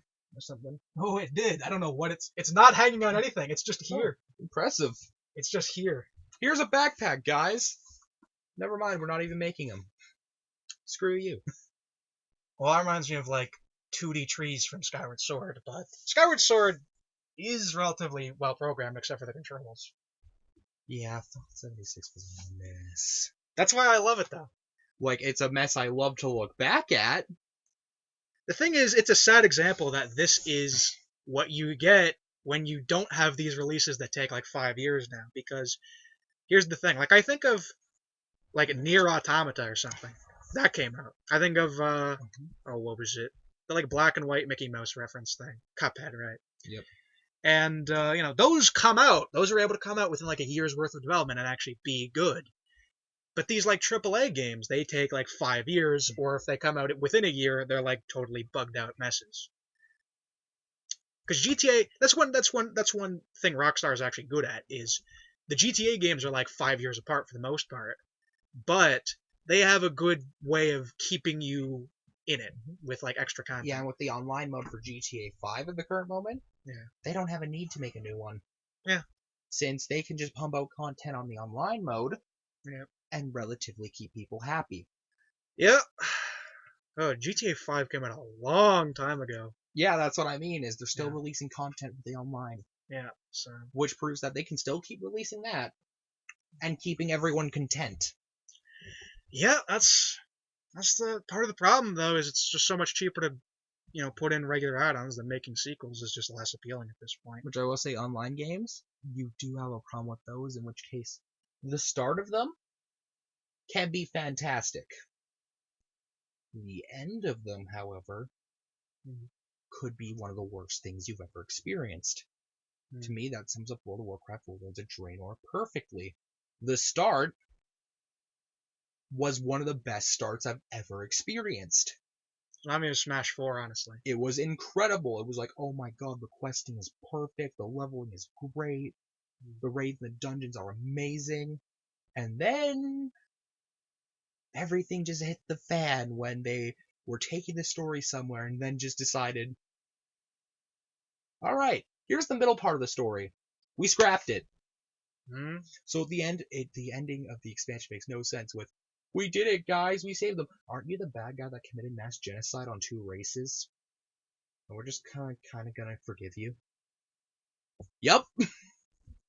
Because, yeah, at the end, he just goes out and he's like, Draenor is free! And everyone's like, yay! And it's like, weren't you the one who was committing mass genocide?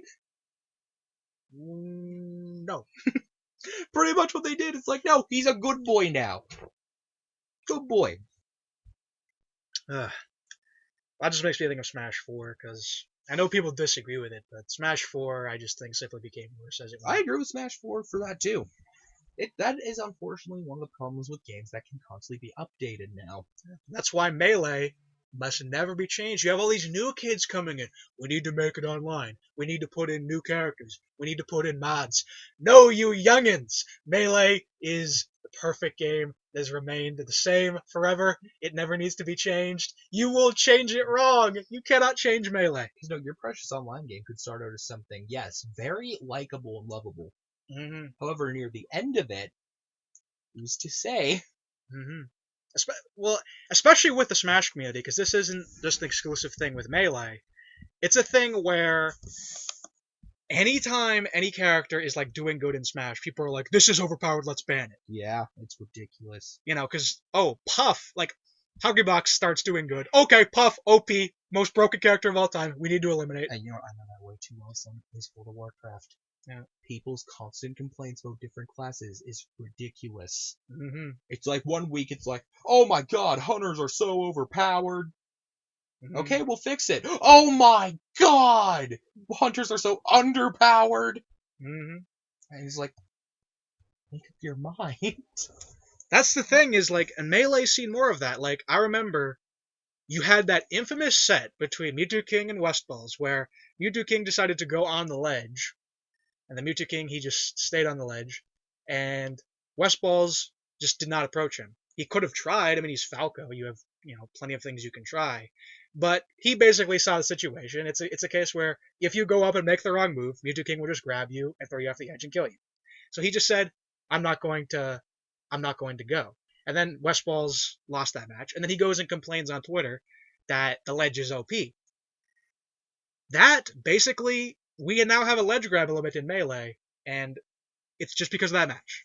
Just because of one controversy. He raises one controversy. I don't think that's necessary. Yeah.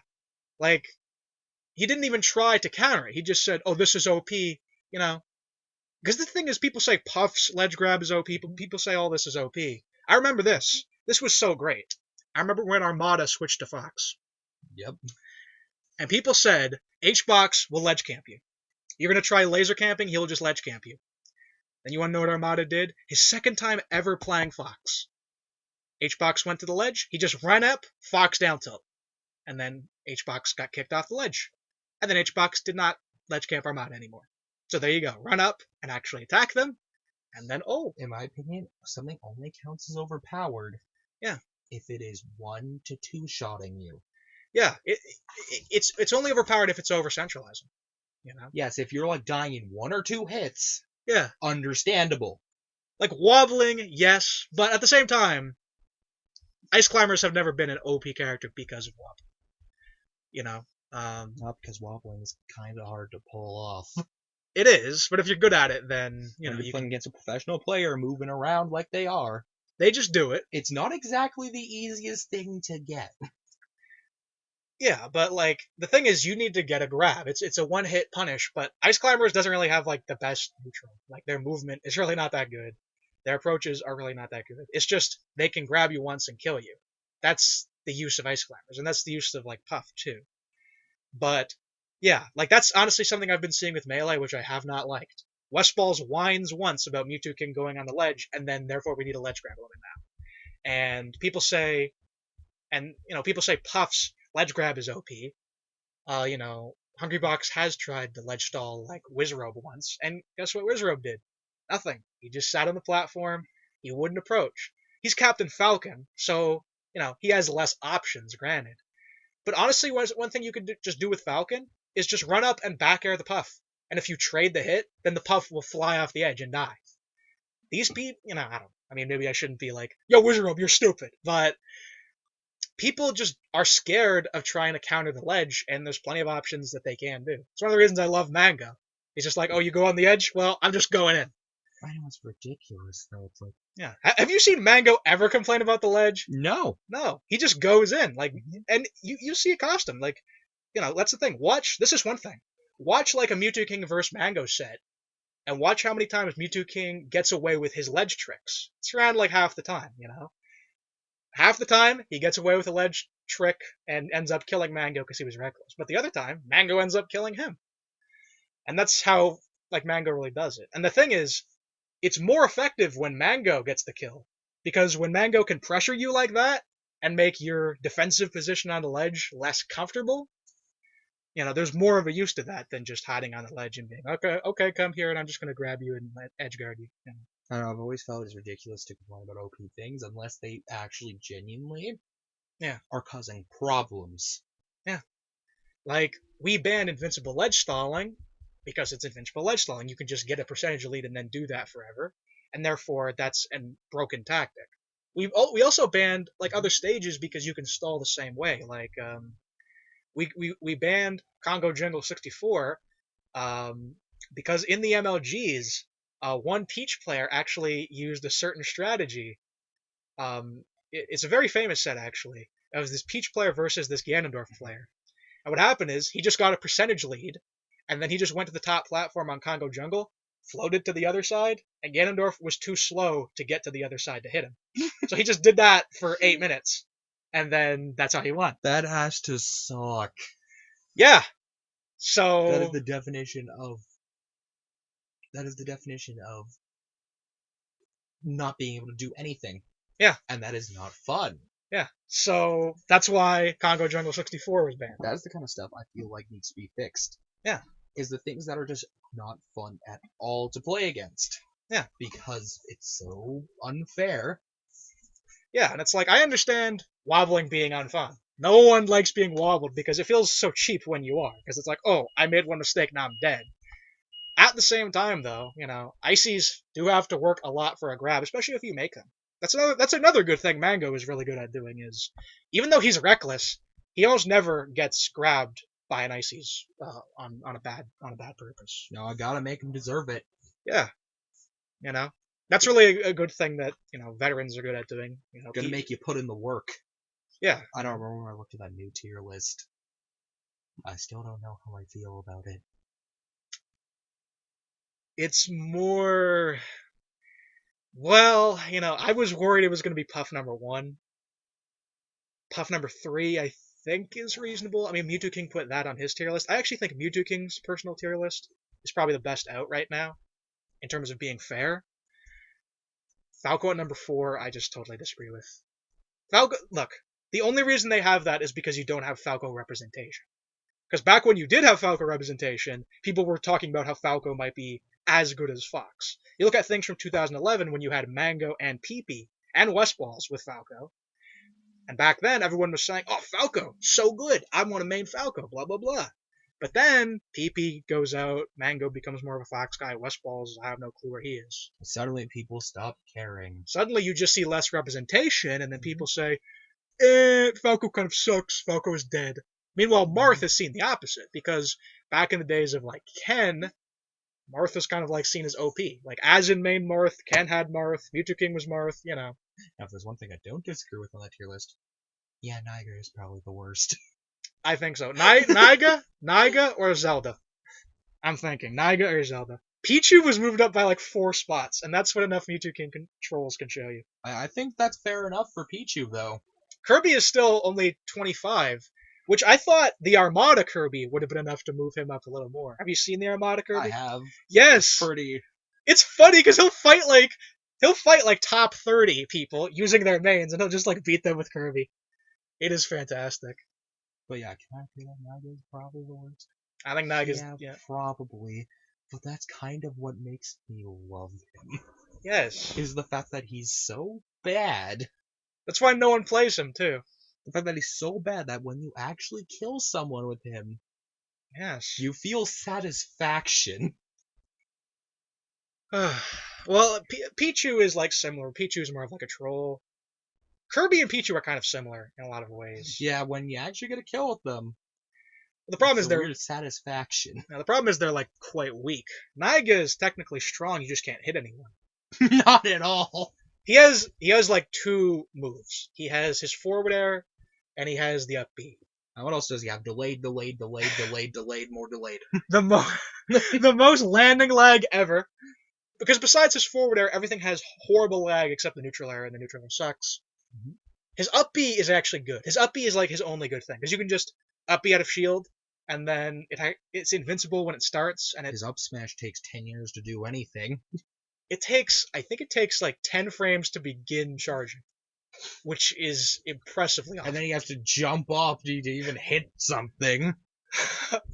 His down smash would actually be good if it worked like it does in Brawl. The thing is, in Melee, it'll just hit you, and then you'll just kind of fly up. It doesn't do much knockback.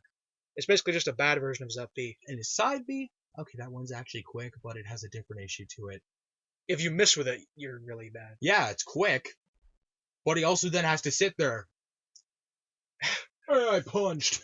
Well, he grabs you. You can do different options out of it. It's technically a grab move, but the only problem is the grab, you need to be really close. And his fire breath is just... It's kind of good for edgeguarding if you can angle it right, but Besides that, though, yeah, it's not like the lasers where it's like instant. You can do it quickly. yeah. No, Bowser's got to go like, hold up.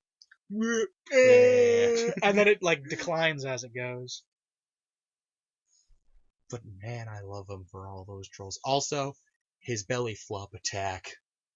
Yeah. I love that thing. Well, the ground pound. Yep, where if you angle it right, you can take someone with you. That's a brawl thing. That's not in Oh, that melee. was a brawl thing. Boo. It was OP back then in brawl because Smash 4 they made it a weird thing where the higher your percent is, the farther you go with it. Man, I love characters that have the side abilities. Ganondorf, Bowser's side. Ganon side. I love those. Kerbicide. Well, Kerbicide is not a side B, but Kerbicide is eternal. I just love characters that have those like last option things they can do. Ganon's side is probably my favorite. Ganon's probably the hardest one to pull off. Unless, yeah, well, if someone's trying to edgeguard you by grabbing the edge, though, it's just great. Ganon's side is just fantastic. So Ganon's side is not something easy to pull off. Let's see if that work of art of a video is.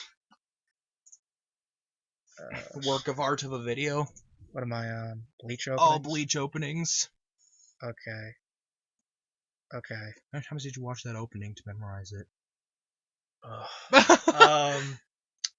Bloody. It took me longer than most things. Usually it's like a 2-hour process. Usually what I do is I learn it in like an hour, and then I have to be able to sing it without reference to the video. That's how you can actually remember it. That one took several hours. It probably took like 4 hours. It wasn't fun to learn, but now it's fun to sing. Had like a problem where he apparently has like too much estrogen in his body or something, so he had like this.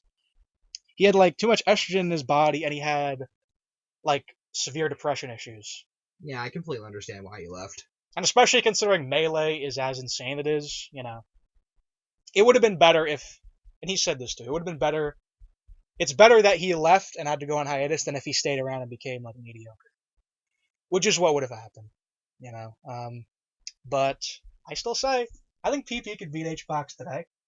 People don't want to say it. People still say HBox is kind of OP. Although HBox isn't really playing as much because he doesn't like online either.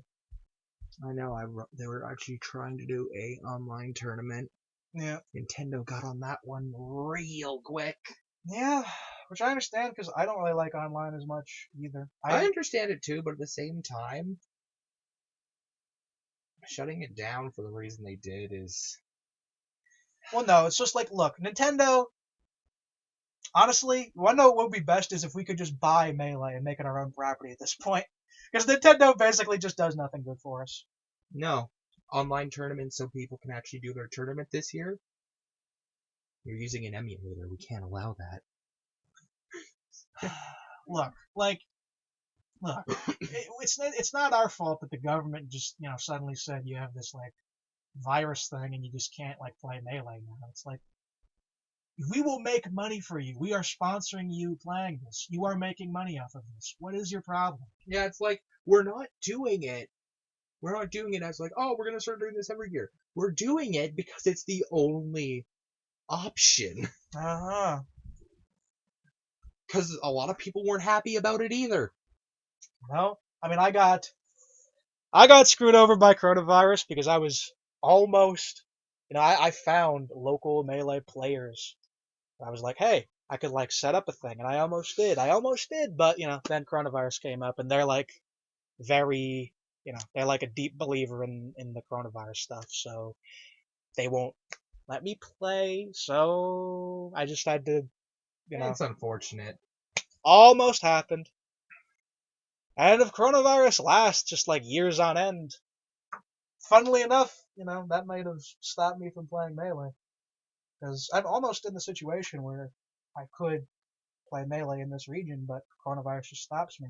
I know, coronavirus just shut a lot down. Oh, well. Trust me, I had plans too for things. Yeah. Well, you just gotta adapt to it. Oh, well. At least I'm making more videos now. I always wanted to do that, so As long as you're doing something that makes you happy. Like, I'm doing my live streams and I'm quite content with them. yeah. Even though what I live stream is really anything I feel like. Yeah. Sometimes I'll do some Pokemon. Been playing Crystal Clear recently. Mm-hmm. For a ROM hack, it is freaking fantastic. Mm. Really good one. Mainly because it's just Pokemon Crystal. Mm-hmm. But with the slight difference of you can do the gym leaders and all the content in the game whenever you want, in whatever fashion. Mm-hmm. So you want to go take on Giovanni as your first gym leader? Sure. Well, Gen 2 is like a perfect game for that. Because Gen 2, very much limits your progression on that. Gen 2 doesn't have much options for you to go to the gyms much. I thought it was pretty good. Yeah. I love Gen. Also, with every Pokemon being catchable too is nice. Yeah. Meaning that I can actually That's the sound of the April 30th tax deadline approaching. Drop in unannounced. Come into an H&R Block, drop off your documents, and our tax... And Typhlosion before the game ends. I'd say, Meganium, but yeah, Meganium in Gen 2 and 3 is even worse than 4. And 4 is already meh. Yeah, well, it's like a pure grass type, which is a bad place to start.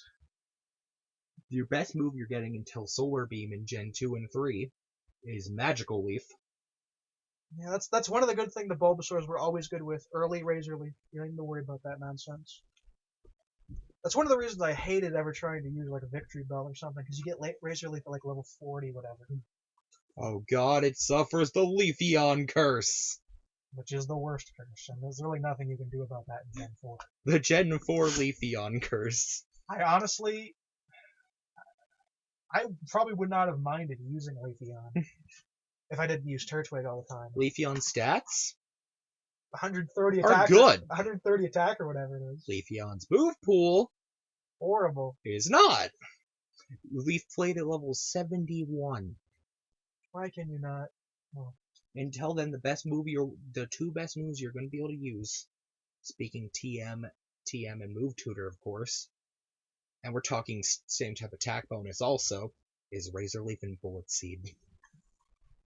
Bullet Seed when you're like level 40 is like an abomination. That just should not be allowed, honestly. Bullet Seed is like... Once you're like level 20, you should be grown out of Bullet Seed. Trust me, I'm someone who used a Leafeon with only Bullet Seed as a kid. Yep. Throughout the entire game of Platinum. What can I say about it? It is one of the most boring, hard to use experiences I've ever endured. And Glaceon might be decent, but you get it so late, it's kind of like, why not just use Frostlass? Glaceon suffers that issue too. Also, Glaceon has a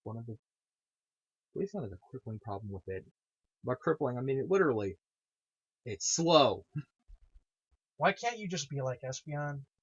Honestly, if Glaceon was basically a carbon copy of Espeon, same speed, same special attack, and then I think Glaceon would actually be for the best. Because Ice moves are really good offensively. That's the thing, Ice is a good offensive type, but defensively it sucks. Defensively, it's one of the worst. Yeah. Let's see, it dies from rocks. Rock, Steel, Fighting, Fire. There's another one. Rock, Steel, Fighting, Fire. I swear there is another one.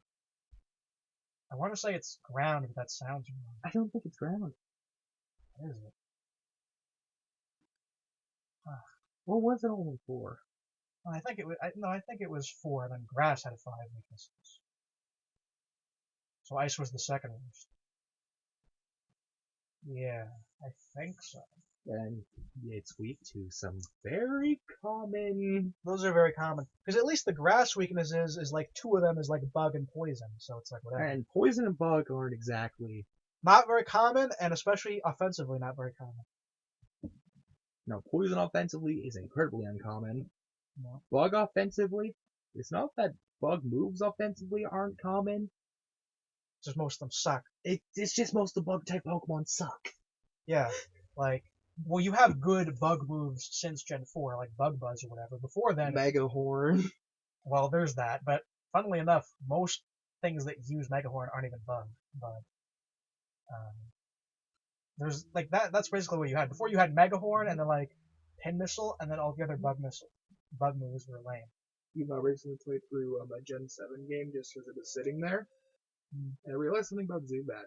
They got rid of Leech Life off its starting moveset for Absorb, only because they buffed Leech Life in Gen 7. They made it 85 power.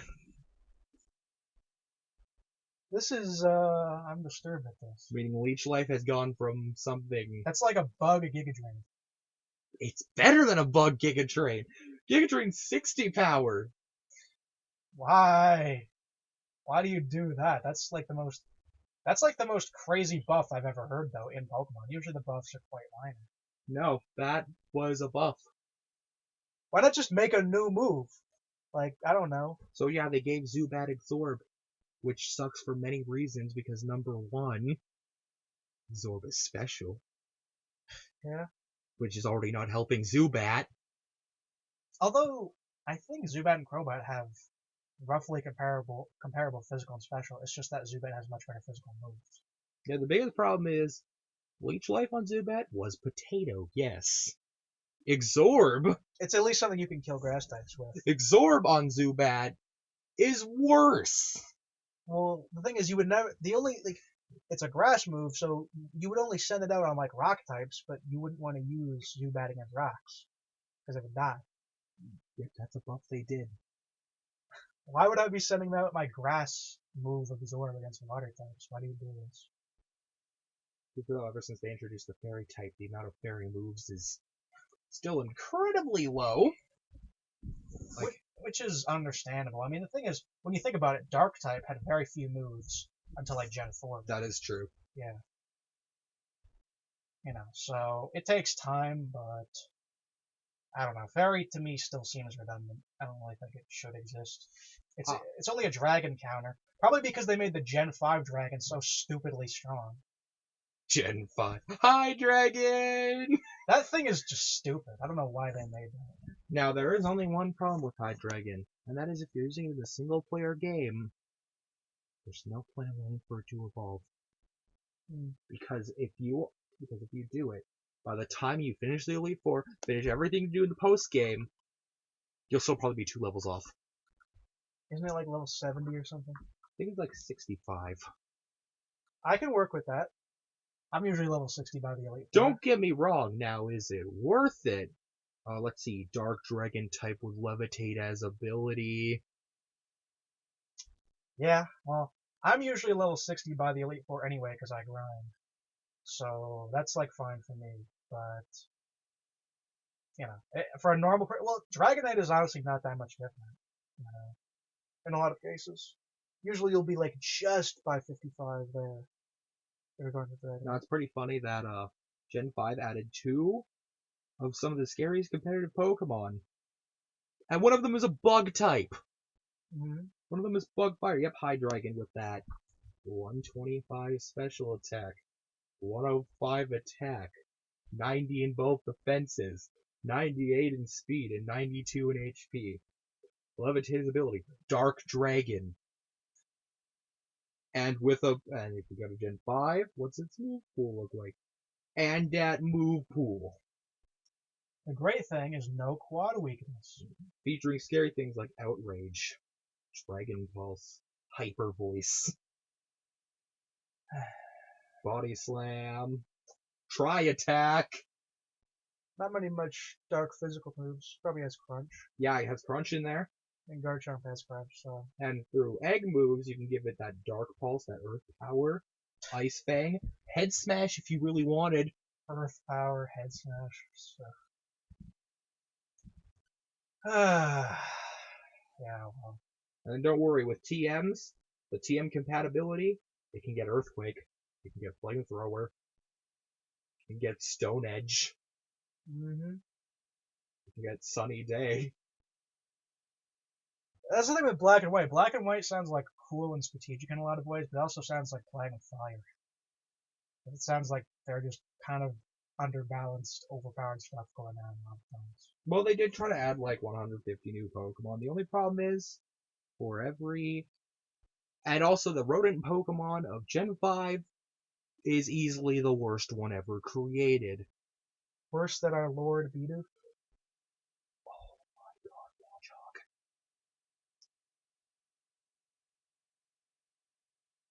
This thing has, to be exact, 6 weaknesses. And by that I mean all its stats.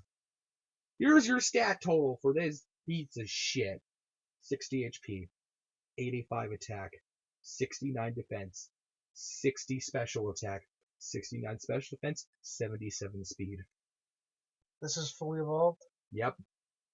Its highest is attack. With 85. That is kind of Glalie level. Its move pool, severely lacking. Well, Bidoof at least had like the biggest move pool ever. Yep, severely lacking. The only good things I can say about it is it gets Hypnosis at 18 and Crunch at 16. That's good. What good can I say about it? Pretty much nothing else. So I can help you when you're like a baby at level 20. Yep. So yeah, what can I say about it that's good? Early Crunch is nice. Early Hypnosis is a nice bonus.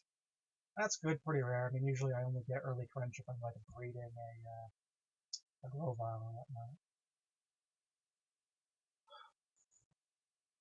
And then you have the other scary power of Gen 5, Volcarona, the Bug Fire type. Giving you 85 HP, 60 attack, 65 defense, 135 special attack, 105 special defense, and 100 speed. Along with, at the time, what was a signature move for it? Quiver Dance. Oh. Quiver Dance raises the user's special attack, special defense, and speed by 1 stage each. Yeah, I've heard of that, and it's kind of insane. That's probably what stats Glalie should have had, honestly, but considering Frostlass,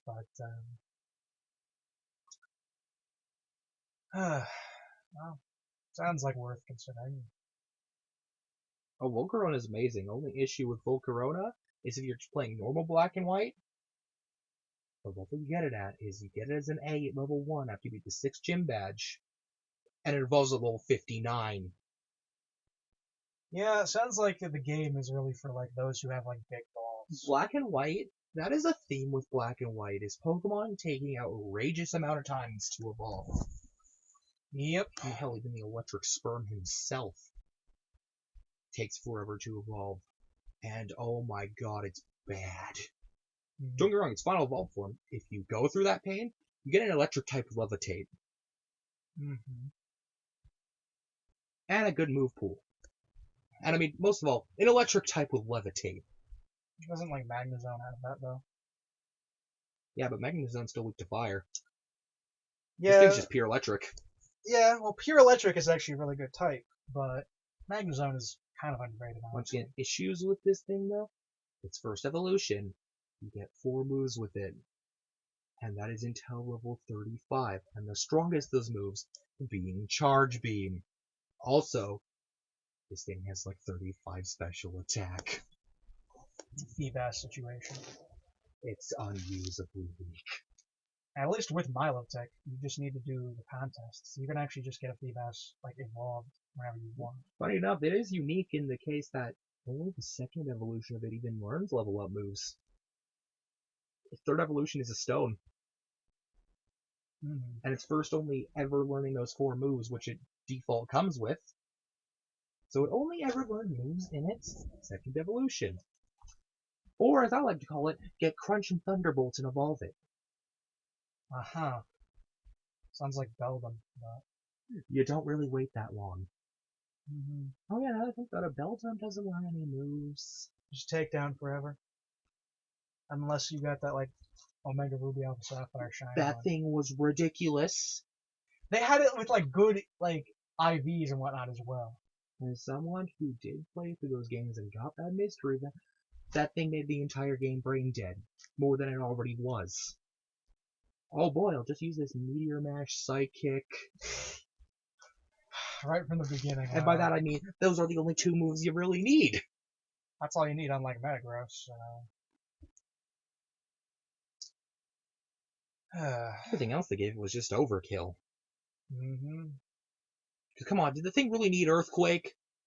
No. They didn't need to have, like, maxed out IVs or whatever? No. No. They did it, and then they gave it a Mega Evolution. Because that's exactly what it needed. Yeah. That's one thing I'll give Gen 8 credit for, is their power-up is actually kind of my favorite that the series is introduced for a power-up. Any Pokemon can get it, and it just makes them grow big. Huh. Increasing their stats by like 2 times. With some of the weaker Pokemon, like Butterfree, getting special versions. Mega Mushroom mode. Yep, getting special versions of these transformed forms that have even better stats. For Butterfree, I think it's like 3 times the stats upon transforming. Well, it makes sense for bugs, because, like, bugs become big, and therefore they get, like, more of a boost, I guess. Kingler has one. Kingler deserves Kingler's one. Kingler gets a beard. Kingler deserves it, because Kingler has been awful for too long. Well, yeah, that's because what does Kingler do? Kingler is like a Gen 1 Pokemon, isn't it? It's always been... Like, Yes! It's always been just horrible. It's always been mediocre. Higher attack, so for its first bit of life, water was special. Yeah, so... And then when finally Gen 4 came around... You still just have Bubble Beam for a while. And then Crabhammer's the best you're getting. And that's it, and all its other stats are still mediocre anyway, so... It's not like... what was it? It was a Gen 3... Oh, are you talking about Corphish? Yes. And its evolution that I don't remember? Yes. Because it's not Corphish? Water Dark in Gen 3. I remember Corphish because Corphish is derpy. Didn't Brock have some Corphish thing in, like, the anime? I think so. I remember Corphish because Corphish was a derp. I remember that because, Brock is the people's champ. He is, and then they removed him because, And thus, I lost all interest. Nowadays, society cannot have someone who hits on all the girls that bad. I guess that's what it was, so now all the girls need to hit on Ash. That is, because I don't know if you knew, they're remaking Space Jam. And they removed Pepe the shit from it. Oh, why? Pepe Le Pew? What? Oh, they censored him because he's like a womanizer? Yep, and that bad. The cat did not consent. Bad. Well, the cat never went with him. The cat always, like, punches him or whatever. The cat did not consent to him kissing her, so... Oh, bad. That situation. Whatever! So it bad. Whatever! So he no longer in Space Jam. Are you kidding? And removed from the Looney Tunes universe in general. Maybe they need to, like, turn him into a black stereotype, and then they can bring him back. Because, yeah, they're remaking Space Jam. Politically correct Space Jam? It's gonna be like some diversity thing. It might as well be called that. Also, Lola Rabbit, they're redesigning her, too. Because fan service. No, not even fan service. They're getting rid of the fan service. Well, no, I mean because she had fan service before. Yep. So they're getting rid of it. And I see, like, a lot of black people for some reason, like, are really mad at that. I see, like, all these, like, channels who are, like, black, and they're, like, mad at it. So I don't know. I've never thought of it. I don't know if there's some black Lola Bunny phenomenon. Maybe there is. Maybe, I don't know. And eventually, let's just go for one thing. Space Jam. Was Michael Jordan in that movie? How old is Michael Jordan at this point? Oh, maybe that's why it's all there's so many black accounts, is because Michael Jordan's in it, so they watch it. How old is Michael Jordan at this point? If you want him back in the movie, he's gonna be an old man. Maybe he can be the mentor, or maybe they'll just CGI a young version of him. Just CGI young Michael Jordan. And they did that with Princess Leia, so why not? CGI worries me. Well, eventually, what's going to be the need for actors when you can just have, like, realistic CGI? I mean, there's already been a few successful movies that did all CGI. Mm-hmm. It's already happened. This is why we've thankfully gotten the backlash against CG in anime. So now, for the most part, there's kind of a stigma against it, unless they do it really well, like JoJo's or Attack on Titan or something. Then we love it. But if you do CGI wrong, then I do love Attack on Titan. Espera showed me it. I like it. You like it? Yeah, I like it. I haven't seen like the new stuff. Really? That's probably the one where we said it sucked. Yeah. Well, it's. I just said I never saw it, and he's like, "Oh, well, you should see it." And then he showed me and he liked it. So I liked it, but I kind of didn't like where it was going in the last season. That's fair. Yeah. Which I like. Well, I'm happy you understand me on that, because it seemed like everyone else in the world it was like, "What, dude? It's like epic. It's like great. It's everything is going really good." And I'm like, Nah, that's fair. yeah. So I kinda, yeah. I'm just not sure about the direction. I hope it goes well, but Hopefully. Well, you never know. yeah. But everyone's already said the ending sucks. So I still love the Attack on Titan openings, though. yeah, Vespera hates opening 3 because it's like kawaii. I like opening 3. It's kawaii. I like it, but he hates it because it's not like intense, epic, whatnot. I like opening 3, though. I like all the openings. Because, high budget. 3 is like the calm before the storm. Yes, just let it. Before we have all this insane Nazi comparison, different races, the world is whatever, whatever. Before we get into this insanity, let me just chill with kawaii opening. It's like, it is like the calm before the storm. Back when we can just have Levi being epic and just, killing the guys coming in. Yep, and it was great. We love it. I love it. And then they turned it on its head, because, that's what they gotta do. And I'm just not sure about it. It's not necessarily bad yet, because I just haven't, I haven't seen. I actually have not watched the most recent season. Yeah, I just didn't like the direction it was going in. I'm a little behind. Yeah. We watched it literally, like, season 1 to, like, season 3 in, like, a day. We just, like, binged the whole thing. And it was great. Yeah, that was loaded, so we had that. That's something we usually do, though. Is like, if we watch anime, we'll just binge the whole thing. So we did with JoJo's. First season? Yeah, that's what we did with JoJo's. Watched all of part 3 in like a day. No. Oh, that was a lot. But it's part 3, so we This JoJo's is long. JoJo's is long, and we love it. We love JoJo's so much. I just talk about JoJo's, and I feel like saying JoJo openings because I love JoJo's. JoJo's Bizarre Adventure. It's a meme, and it's also a legend, and it's great. I don't know how it stacks against Hunter x Hunter still, but it's good. JoJo's ASMR.